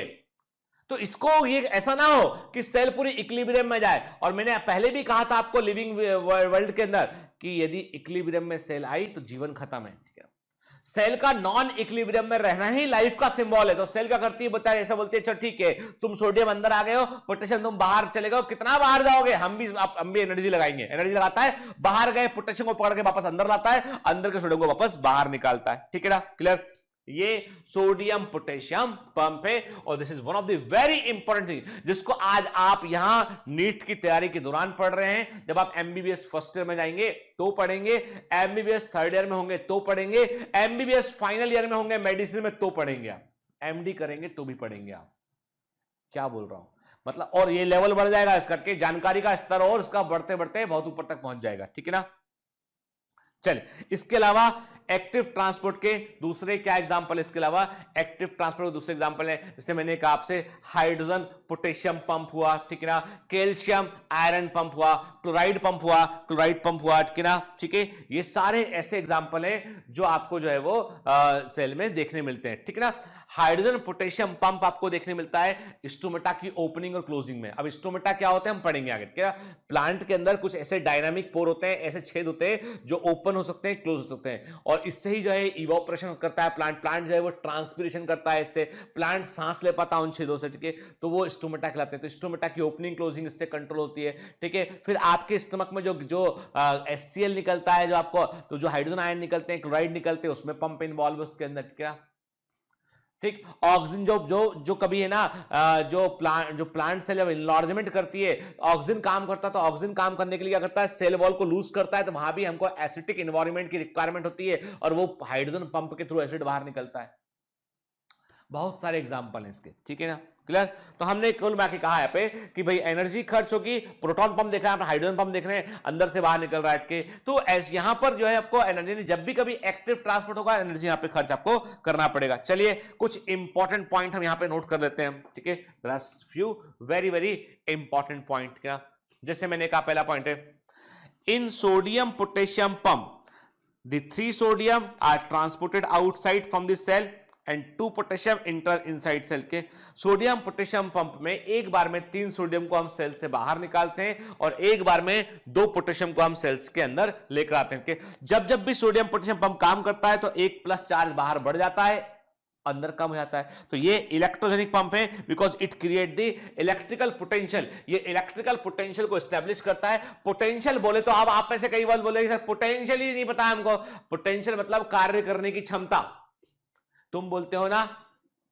देखो हमने तो बायोलॉजी ले लिया है, इसलिए हमको स्ट्रगल कर रहे हैं, मेहनत कर रहे हैं। हमने भी यदि मैथ्स लिया होता ना तो हम भी इंजीनियरिंग कॉलेज में पढ़ रहे होते। यानी आज देश का ये सिचुएशन है कि किसी जगह कंकड़ फेंक दो ना तो आदमी निकलेगा ना, वो इंजीनियर निकलेगा, या तो बगैर पढ़ा लिखा निकलेगा, और पढ़ा लिखा है तो इंजीनियर निकलेगा। बार बार इंजीनियरिंग कॉलेज खुल गए। आपको बता रहा हूं मैं, एक बार मैं भोपाल के अंदर जब था ना, बहुत पहले सालों पहले की बात है, कि जो है तब भोपाल में इंजीनियरिंग कॉलेज जो है ऐसे खुले कि 100 हो गए, एक समय 100 से ऊपर हो गए। नाम नहीं बचा, कॉलेज का नाम ही नहीं बचा। अब क्या नाम रखे, एक लिख लेना मैक्स इंजीनियरिंग कॉलेज, दूसरे लिखा मैक्सिमम इंजीनियरिंग कॉलेज, तीसरे लिखा मैक्सिमम इंजीनियरिंग कॉलेज। अरे ना, जब रखने को नाम ना बचे ना तो चीज को खोलना नहीं चाहिए, ठीक है। तो लोगों ने खोले। आज वो सारे के सारे जो इंजीनियरिंग कॉलेज है ना, आधे तो बंद पड़ गए, खरीदार नहीं मिल रहा है। आधे इंजीनियरिंग कॉलेज में एक दूसरे एक जमे वक्त ऐसा है कि एक इंजीनियरिंग कॉलेज में 3 इंजीनियरिंग कॉलेज खरीद लिए, बच्चे खरीद लिए उसके, कि तेरे पास 25 बच्चे, तेरे पास 50 बच्चे, चल बच्चे भेज दे, बच्चे लेते हैं वापस, हम अपना भर लेते हैं, बाकी वो खाली हो गए। स्कूल ऑलरेडी पहले से थे, स्कूल का कैंपस डिफरेंट टाइप का होता है इंजीनियरिंग कॉलेज से। आज में केवल और केवल यहाँ पे चमगादड़े लटकी होती है बैट्स के। देखना मैं बता रहा हूं आपको, सच्चाई बता रहा हूं, ये केवल भोपाल का हाल है, बाकी दूसरे शहर छोड़ दो आप, ठीक है। वहां तो कहने का मतलब ये है कि जो है थोड़ा एफर्ट लगता है बेटा, ऐसा मेडिकल जो है वो मेडिकल जो, तो मैं आपको बताना चाह रहा था कि जो पोटेंशियल है कि मतलब इंजीनियर बनना तो ऐसा है कि मतलब एक जमाना था कि AI ट्रिपल ई होती थी, कि यदि आपने AIEEE का फॉर्म भरा है और आपने इंजीनियरिंग का पेपर देने गए हैं, आपके नंबर -25 भी आए हैं, आप मतलब किसी एक एग्जांपल -25 आए, तो सोते में आप सो रहे सुबह सुबह, पर आंख खुली, मैं कहां हूं? वेलकम टू द काउंसलिंग बेटा, you are in the engineering college counselling. अरे मेरे -25 है दादा, मैं तो कुछ करके ना आता था, 0 आता, मैं कुछ जो करा मैंने वो भी नेगेटिव किया। कोई बात नहीं बेटा, सीट मिल जाएगी तुमको, तुम चिंता मत करो, तुम ये वाली ब्रांच ले लो। ये हालत था इंजीनियरिंग कॉलेज का, ठीक है। इसीलिए वो जो डाइल्यूशन हुआ ना, उसको लेके गवर्नमेंट भी घबरा गई, अब नई परमिशन देना बंद कर दिया कि अरे ये तो मतलब इसका तो हालत बड़ा ही बुरा है, मतलब ठीक। आईआईटी की बात नहीं कर रहा हूं मैं, टॉप के इंजीनियरिंग कॉलेज की बात नहीं कर रहा हूं मैं। आई रिस्पेक्ट दिया इंस्टीट्यूशन, जो प्रीमियम इंस्टीट्यूशन है आईआईटी हुआ, भोपाल के अंदर जो मैनिट हुआ, ठीक, there are few Allen city, there are good college also, जो जिन्होंने अपना रेपुटेशन मेंटेन रखा उन्होंने, और आईआईटी तो आज भी आईआईटी यार, आईआईटी तो मतलब आज भी प्रेस्टिजियस चीज है। ये बात कर रहा हूं प्राइवेट 4 कमरे 10 कमरे में बनने वाले इंजीनियरिंग कॉलेज की, काग बिल्डिंग कोई और दिखाई, परमिशन ले लिया, और खुद के पास कुछ बिल्डिंग है ही नहीं, ठीक है। चलिए, तो अभी वापस आते हैं अपने मुद्दे पे। तो मैंने आपसे कहा पोटेंशियल का मतलब होता है कार्य करने की क्षमता का होना, और जब भी सोडियम पोटेशियम पंप काम करता है तो एक प्लस बाहर कर देता है, एक माइनस कंपैरेटिवली अंदर आता है, तो उसके चलते लगातार जितनी बार काम करेगा तो बाहर प्लस चार्ज बढ़ने लगेगा और अंदर माइनस चार्ज बढ़ने लगेगा। अब उससे क्या होगा, एक इलेक्ट्रिकल डिफरेंस क्रिएट होगा, और ये इलेक्ट्रिकल डिफरेंस ही नर्वस कंडक्शन का आधार है। ये सब बता रहा हूं ना बेटा, ये सब पूरा फिजियोलॉजी में काम आएगा आपको, इसलिए बिल्कुल अटेंटिव होकर सुनिए। ये मत सोचिए कि सर मैं टाइम पास कर रहा हूं आपका, मतलब I am teaching you the core concept के, पूरी फिजियोलॉजी में आपको काम आएंगे, पूरी बायोलॉजी में काम आएंगे। फिर पोटेशियम हाइड्रोजन पंप जो होता है वो स्टोमेटा की गार्ड सेल्स में देखने मिलता है। Potassium hydrogen pump present in the guard cell of the stomata की गार्ड सेल में हमको देखने मिलता है, ठीक है। चलिए, now come to the another point, that is the bulk transport. अब ये बल्क ट्रांसपोर्ट क्या बला है? हमने कहा भाई ऐसा है, ये जो पार्टिकल खेल रहे हो ना इधर से, एक्टिव ट्रांसपोर्ट ना पैसिव ट्रांसपोर्ट, यहां से वहां जाएगा, जो अपना मूव करेगा, ये सब नहीं चाहिए हमको तो इकट्ठा खूब सारा फूड जो है अंदर भेजना सेल के। हमने कहा भैया एक काम करो, कार्गो भेज दो अंदर, पार्सल भेज दो बड़ा सा। आप क्या कर सकते हैं कि आप बोल रहे हो कि simple diffusion, facilitated diffusion, active transport, इससे बड़ा सोचो, कुछ बड़ा सोचो कि एक बार में बड़ी संख्या में मॉलिक्यूल एंड पार्टिकल यहां से वहां भेज दो आप।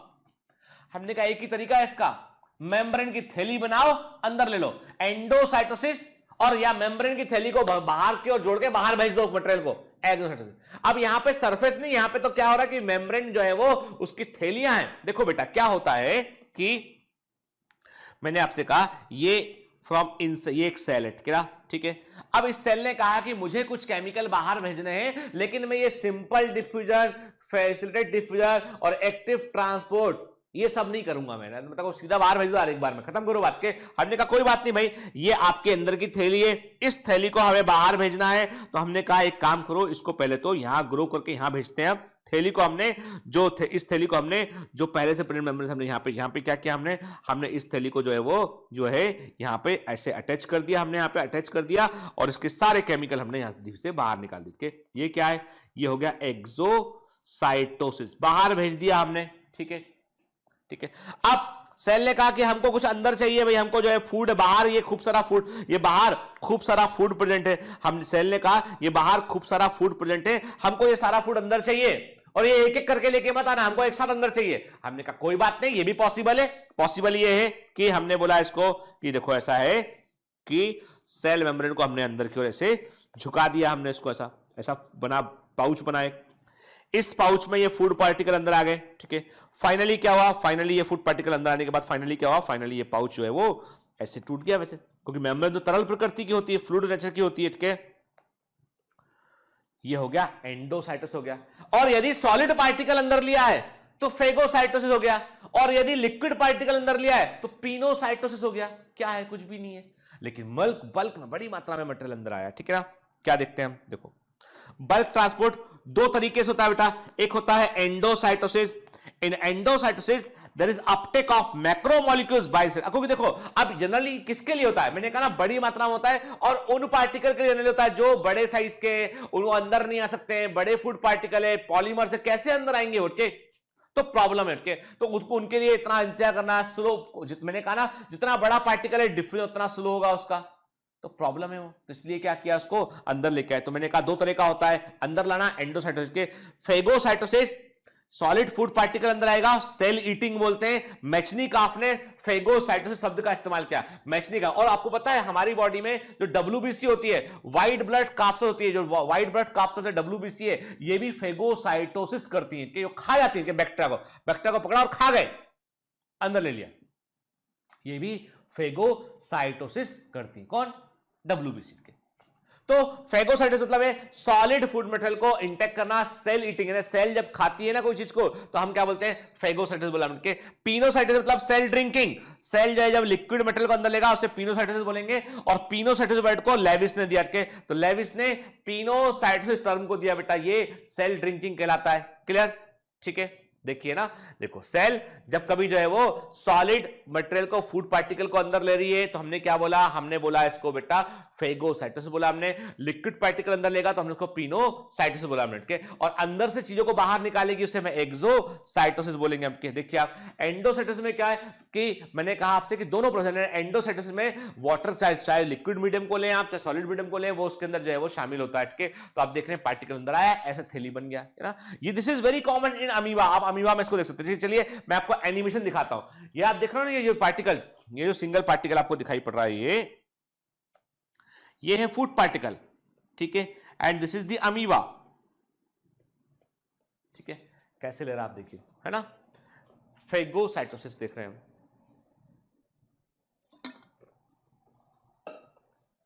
ठीक है, कैसे हो रहा है ना, क्लियर।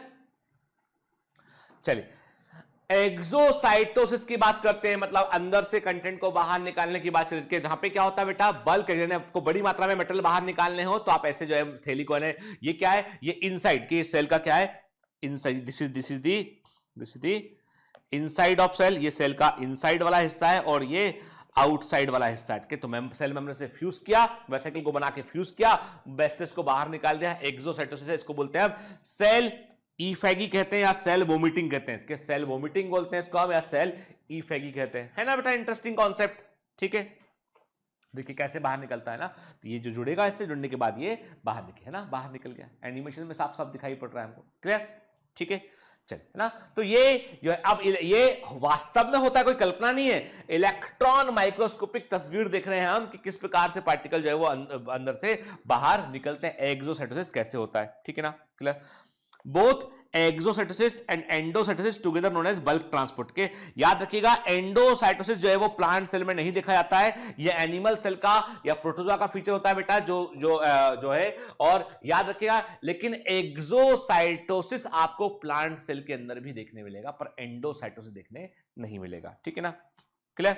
तो आप पूरा बिहेवियर समझ गए हम इसका। तो हमने कहा चलो एक काम करते हैं, फ्लो चार्ट को जरा देखते हैं कि और ये जैसे डिफ्यूजन है, एक्टिव है कि पैसिव। हमने कहा ये पैसिव प्रोसेस है कि इसमें छोटे हाइड्रोफोबिक मॉलिक्यूल मूव कर सकते हैं, इसमें जो लिपिड लेयर से निकल सकते हैं। डाउन ग्रेडियंट होता है, लो कॉन्सेंट्रेशन जो है वो हायर से लोअर कॉन्सेंट्रेशन की होता है। एनर्जी की रिक्वायरमेंट नहीं होती, प्रोटीन नहीं चाहिए होता है। Osmosis is a special type of diffusion, passively होता है। वाटर मॉलिक्यूल केवल डिफ्यूज हो पाते हैं, अपने हायर से अपने लोअर की ओर निकलते हैं उठ के, ठीक है। यहां पर जो है वो एनर्जी खर्च नहीं होती है और प्रोटीन खर्च होता है। याद रखना, जो ऑस्मोसिस है उसको यदि आप सॉल्यूशन के कॉन्सेंट्रेशन के अकॉर्डिंग देखोगे तो आप बोलोगे it is against the solution concentration.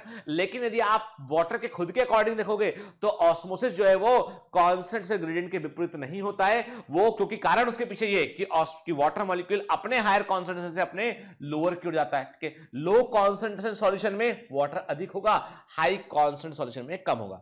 लेकिन यदि आप सॉल्यूशन के पर्सपेक्टिव में देखोगे तो आप पाओगे कि वाटर मॉलिक्यूल का मूवमेंट ऑस्मोसिस में लो कॉन्सेंट्रेशन सॉल्यूशन से हाई कॉन्सेंट्रेशन सॉल्यूशन की ओर होता है, ठीक है। फैसिलिटेड डिफ्यूजन की बात करते हैं बेटा, तो पैसिव ट्रांसपोर्ट ये भी, यहां पे आपको जो है वो स्पेसिफिक मॉलिक्यूल मूव करते हैं। ये भी हायर से लोअर कॉन्सेंट्रेशन की होता है। यहां पे एनर्जी नहीं चाहिए पड़ती है, परंतु प्रोटीन की रिक्वायरमेंट होती है। एक्टिव ट्रांसपोर्ट की बात करते हो तो क्या देखते हो आप, ये एक्टिव प्रोसेस है, एनर्जी खर्च होती है इसमें, स्पेसिफिक मॉलिक्यूल मूव कर सकते हैं इसमें, ठीक है। एनर्जी भी लगेगी यहां पे और कैरियर प्रोटीन की रिक्वायरमेंट भी यहां पर होता है, ठीक है, क्लियर। चलिए और बच्चे फंक्शन देखते हैं मेम्ब्रेन के हम। The membrane has receptors for hormone, membrane में हार्मोन के लिए रिसेप्टर्स होते हैं, मेम्ब्रेन में हार्मोन के लिए क्या होते हैं बेटा, रिसेप्टर होते हैं। तो मैंने आपसे कहा था मेम्ब्रेन की सरफेस पर जो है देयर आर रिसेप्टर जो कि हार्मोन को रिसीव करते हैं, सूचनाओं को अंदर की ओर ट्रांसमिट करते हैं, और ये कहां होते हैं, मेम्ब्रेन पे होते हैं, और जनरली ये रिसेप्टर ग्लाइकोप्रोटीन से बने होते हैं। इंपॉर्टेंट पॉइंट बेटा। The membrane also has a special type of chemoreceptor which are sensitive to specific chemical के मेम्ब्रेन में कई तरह ने हर बार केवल हार्मोन, देखो हार्मोन भी केमिकल होते हैं, लेकिन उसके अलावा there are certain different chemical, जैसे हम इंटरफेरॉन्स की बात कर रहे हैं हम के, चाहे दवाओं की बात कर रहे हैं हम के, तो मेम्ब्रेन में केवल हार्मोन के रिसेप्टर के अलावा मेम्ब्रेन में कई तरह के रिसेप्टर पाए जाते हैं के, और इन रिसेप्टर से जो रिसेप्टर है वो स्पेसिफिक होते हैं, जो रिसेप्टर है वो स्पेसिफिक होते हैं, जिस मॉलिक्यूल के लिए प्रेजेंट है उससे ही वो अटैच होता है, उसी को वो एक्सेप्ट करते हैं, ठीक है ना। देखिए अपना सेल्स आपस में कम्युनिकेट करते हैं के, the cells communicate with each other, कोशिकाएं या सेल्स होती है वो आपस में एक दूसरे से कम्युनिकेट करती हैं, एक दूसरे से वो वार्तालाप करती है। तो हम देख रहे हैं एक सिग्नलिंग सेल है जो सिग्नल दे रही है, और एक रिसीविंग सेल है, तो इसने कुछ सिग्नलिंग मॉलिक्यूल को उसने रिलीज किया, और इस टारगेट सेल के पास में क्या रिसेप्टर प्रेजेंट है, तो ये सिग्नलिंग मॉलिक्यूल को रिसीव करती है, सूचनाओं को एक्सेप्ट करती है, और जो है वो फिर उसके बाद जो है वो क्या होता है कि उसके अकॉर्डिंग काम करती है। फिर हम देख रहे हैं कि कभी कभी क्या होता है कि सिग्नलिंग जो होती है वो मेम्ब्रेनस, दो सेल आपस में क्लोज कॉन्टेक्ट में होती है, तो इनके बीच के जो मॉलिक्यूल होते हैं, यानी एक सेल का सिग्नलिंग मॉलिक्यूल दूसरे सेल के रिसेप्टर से बिल्कुल क्लोज कांटेक्ट में होता है। जैसे हमने कहा कि प्लाज्मा मेम्ब्रेन बाउंड मॉलिक्यूल, जैसे आप फॉर एग्जांपल आप देखिए आपका न्यूरॉन्स नर्वस सिस्टम है, नर्वस सिस्टम में क्या होता है, एक न्यूरॉन जहां खत्म होता है और अगला शुरू होता है, उसके बीच में एक सिनेप्टिक क्लेफ्ट होता है, एक कांटेक्ट होता है मेम्ब्रेन के बीच में, और वहां से सूचनाओं को वो कम्युनिकेट कर देते हैं इंफॉर्मेशन को, ठीक है ना। देखिए ना, दिस इज, ये जो आज पढ़ रहे हो ना आप बेटा, ये आपको हार्मोन में काम आएगा, आपको नर्वस सिस्टम में काम आएगा, ठीक ना। तो घबराना मत, लेक्चर लंबा है थोड़ा सा, लेकिन ये है कि हमें ये चीजों को कवर करना पड़ेगा बेटा। तो क्या देख रहे हैं आप, लोकल केमिकल मीडिएटर, ठीक है, मतलब जैसे क्या होता है कि जो सेल्स, जैसे मान लीजिए क्या होता है एक सेल में इन्फेक्शन हो गया, ठीक है, या कोई चोट लगी, तो वो सेल कुछ केमिकल रिलीज करती है, और वो केमिकल आसपास की सेल को जाके बता देते हैं कि कोई डेंजरस केमिकल आ चुका है, कोई वेक्टर आ चुका है, और वो सेल अलर्ट आती है, चाहे वायरस का इन्फेक्शन हो। तो हम क्या देखते हैं कि सिग्नलिंग सेल लोकल मीडिएटर ने पेन, जो दर्द होता है ना, दर्द आता है, सूजन होता है, आपने कभी गौर किया, मान लीजिए कभी किसी आदमी को चोट लगती है, और चोट लगने पर दर्द ना हो, मेरी बात सुनिएगा, चोट लगने पर दर्द ना हो ना, तो उस जगह पर जहां चोट लगी वहां पर दोबारा चोट लग सकती है, दोबारा चोट लगी तो वो घाव कभी ठीक ही नहीं हो पाएगा, वो घाव कभी ठीक ही नहीं हो पाएगा। तो ईश्वर ने क्या व्यवस्था बनाई कि मान लो कहीं पे चोट लग गई है ना, तो वहां पर कुछ सेल्स हैं वो केमिकल रिलीज करेंगी, वो पूरा हिस्सा सूज जाएगा, वहां पे एक रिएक्शन होगी जिसके चलते अब क्या होगा, दर्द होगा, तो आप संभाल के बोलोगे नहीं छूना मत इसको, दर्द हो रहा है, बहुत तकलीफ है मुझे, छूना मत इसको, जब तक कि वो ठीक ना हो जाए। ये हीलिंग में हेल्प करता है, नहीं तो बार बार चोट लगी तो हीलिंग कभी होगा ही नहीं। तो दर्द एक वरदान है, जो पेन है वो एक तरह का चाहे वो ब्लेसिंग है एक तरह का, तो इसलिए वो जो दर्द होता है ना, वो हीलिंग में हेल्प करने में हेल्प करता है, ताकि वो व्यक्ति उस चीज का ध्यान रखे उसका, ठीक। इसीलिए ये मैंने कई बार, अब ऐसा नहीं, इसका मतलब ये बिल्कुल नहीं कि दर्द ये हो रहा है और पेन किलर ना लें, आपके पेन किलर इन्फ्लेमेशन कम करते हैं। बेसिकली जो दर्द निवारक दवाएं होती हैं, बेसिकली जो पेन किलर होते हैं ना बेटा, वो एंटी इन्फ्लेमेटरी होते हैं, वो इन्फ्लेमेशन को कम करते हैं, they are basically anti inflammatory medicine, inflammation कम करते हैं, जिससे कि वो दर्द का एहसास कम होता है, ठीक है। आप कभी गौर करना, एक बड़ी अच्छी बात को बता रहा हूं कि जो है वो जो पेन होता है, दर्द होता है ना, दर्द भी क्या होता है कि इनिशियली शुरुआत में दर्द तेज होगा, फिर उसका दर्द जो है वो एक लेवल में सेटल डाउन हो जाता है, उठ के। तो इसके लिए भी सेल्स इन्वॉल्व होती हैं। तो मैंने क्या कहा, अब न्यूरोट्रांसमीटर की बात करें हम, मैंने कहा एक न्यूरॉन सूचनाओं को आगे भेजता है, इंफॉर्मेशन को आगे भेजता है, तो उसके लिए क्या है, मैंने कहा कि जो है वो कैसे सेल टू सेल कम्युनिकेशन किसके थ्रू हो रहा है, ये भी हो रहा है। मैंने आपसे कहा इसमें न्यूरोट्रांसमीटर इन्वॉल्व है, इसमें एसिटाइल कोलाइन, यानी एसिटाइल कोलाइन के जैसे न्यूरोट्रांसमीटर यहां पर इन्वॉल्व होते हैं। हार्मोन्स हैं, अब देखिए पिट्यूटरी ग्लैंड ने छोड़ा थायराइड स्टिमुलेटिंग हार्मोन, पूरे ब्लड में गया, थायराइड ग्लैंड के पास रिसेप्टर थे, उसने एक्सेप्ट किया और उसने थायरॉक्सिन को रिलीज किया, ठीक है। जैसे हमने कहा कि जो है पूरी बॉडी में अलग अलग हार्मोन, जैसे मैंने कहा कि एड्रेनोकॉर्टिकोट्रोफिक हार्मोन एसीटीएच, एड्रेनोकॉर्टिकोट्रोफिक हार्मोन एसीटीएच के एड्रेनोकॉर्टिकोट्रोफिक हार्मोन जो है वो निकला पिट्यूटरी ग्लैंड से, एड्रेनल ग्लैंड पे गया, उसने एड्रेनल के हार्मोन को रिलीज किया, उसने करवाया, ठीक है ना, ठीक है ना। ग्रोथ हार्मोन रिलीजिंग हार्मोन जो है वो हाइपोथैलेमस से निकला, वो पिट्यूटरी ग्लैंड के पास गया, पिट्यूटरी ग्लैंड ने ग्रोथ हार्मोन को रिलीज किया, ग्रोथ हार्मोन जो सेल्स बॉडी पे क्या वहां क्या काम किया। तो ये जो हार्मोन है ना, इन हार्मोन को भी पहचानने के लिए सेल्स के पास रिसेप्टर होते हैं, ठीक है, क्लियर।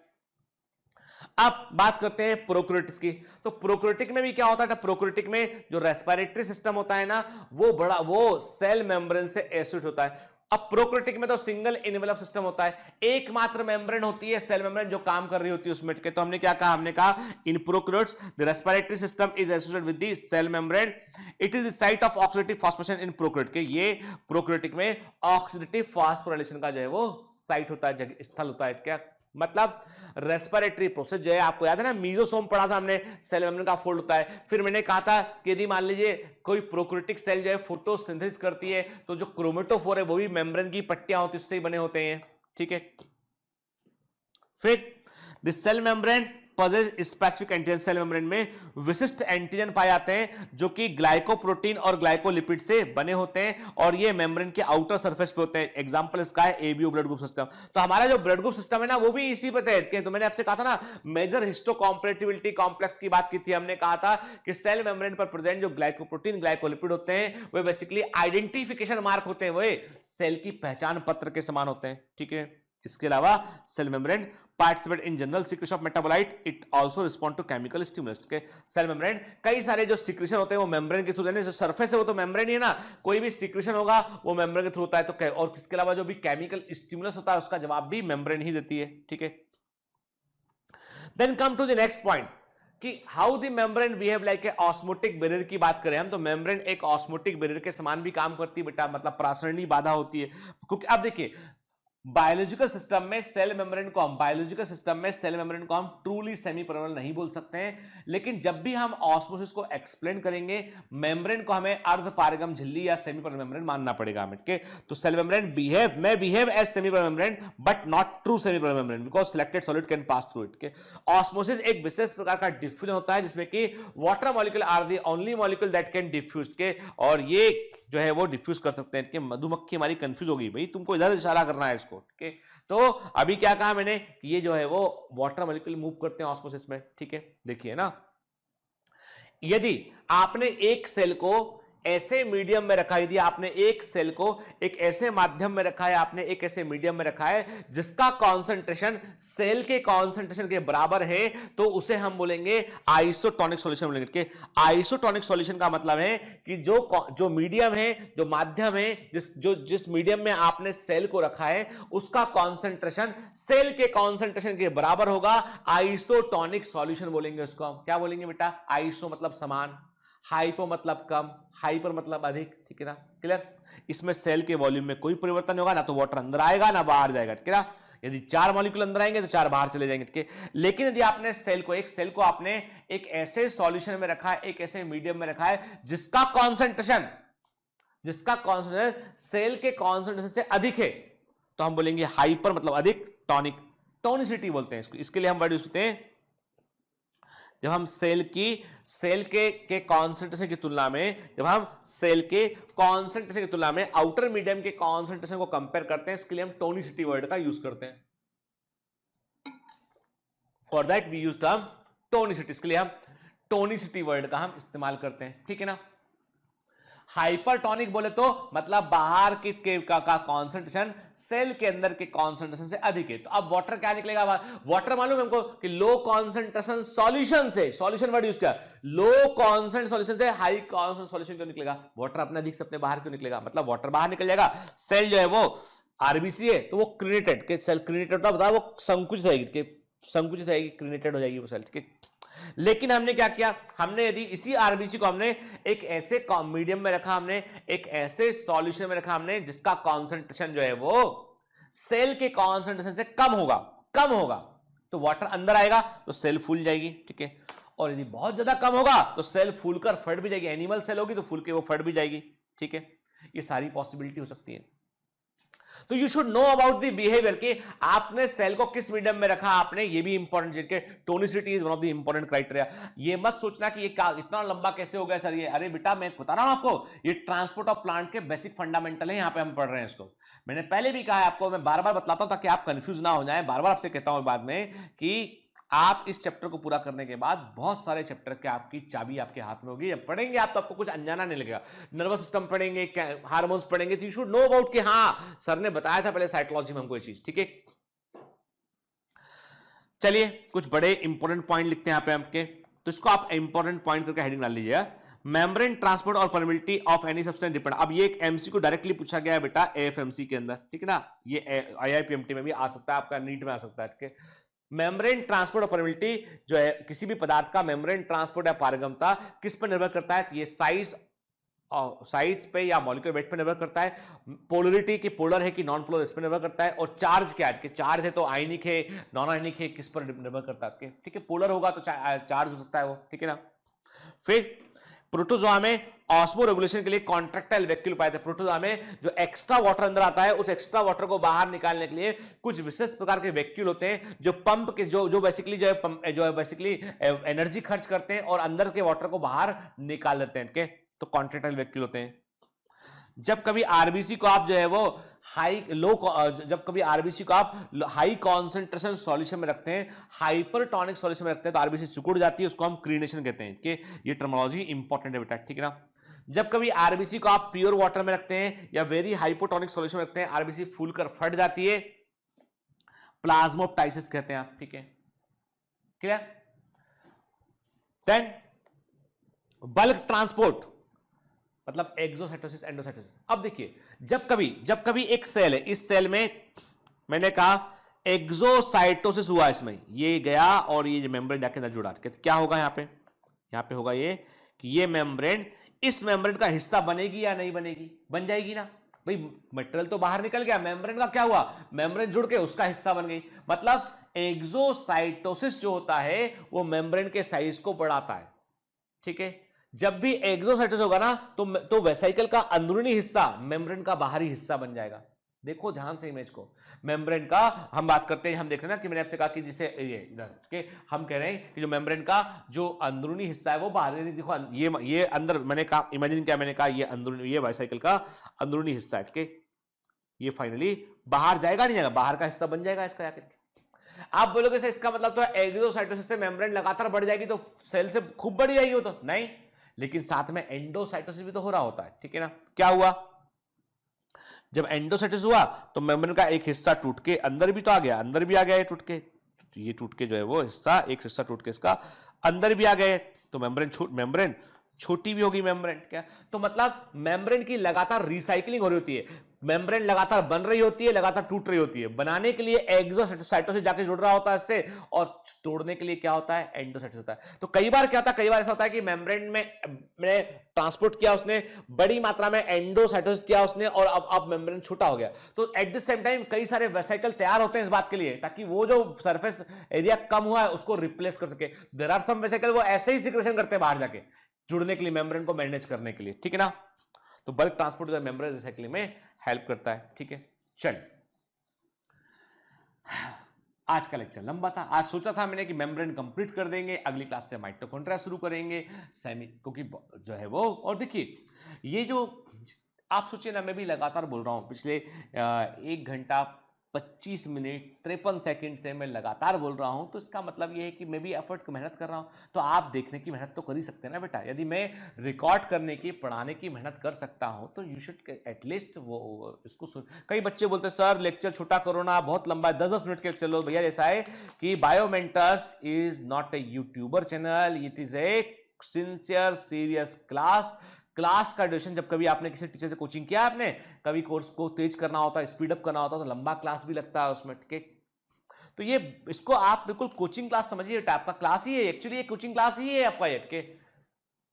अब चूंकि आपने मोटी फीस नहीं दी इसलिए ऐसा लगता नहीं, फील नहीं आता है, और यदि फील लाना है तो दे दो भैया मोटी फीस हमको भी, है ना, ठीक है। तो सिंसियर रहिए, पढ़िए इसको ना। तो चलिए मिलते हैं फिर नेक्स्ट क्लास में, आगे बढ़ेंगे इस चैप्टर में बेटा हम, है ना, ठीक है। तो पढ़ते रहिए बेटा, मेहनत करते रहिए, ऑल द बेस्ट।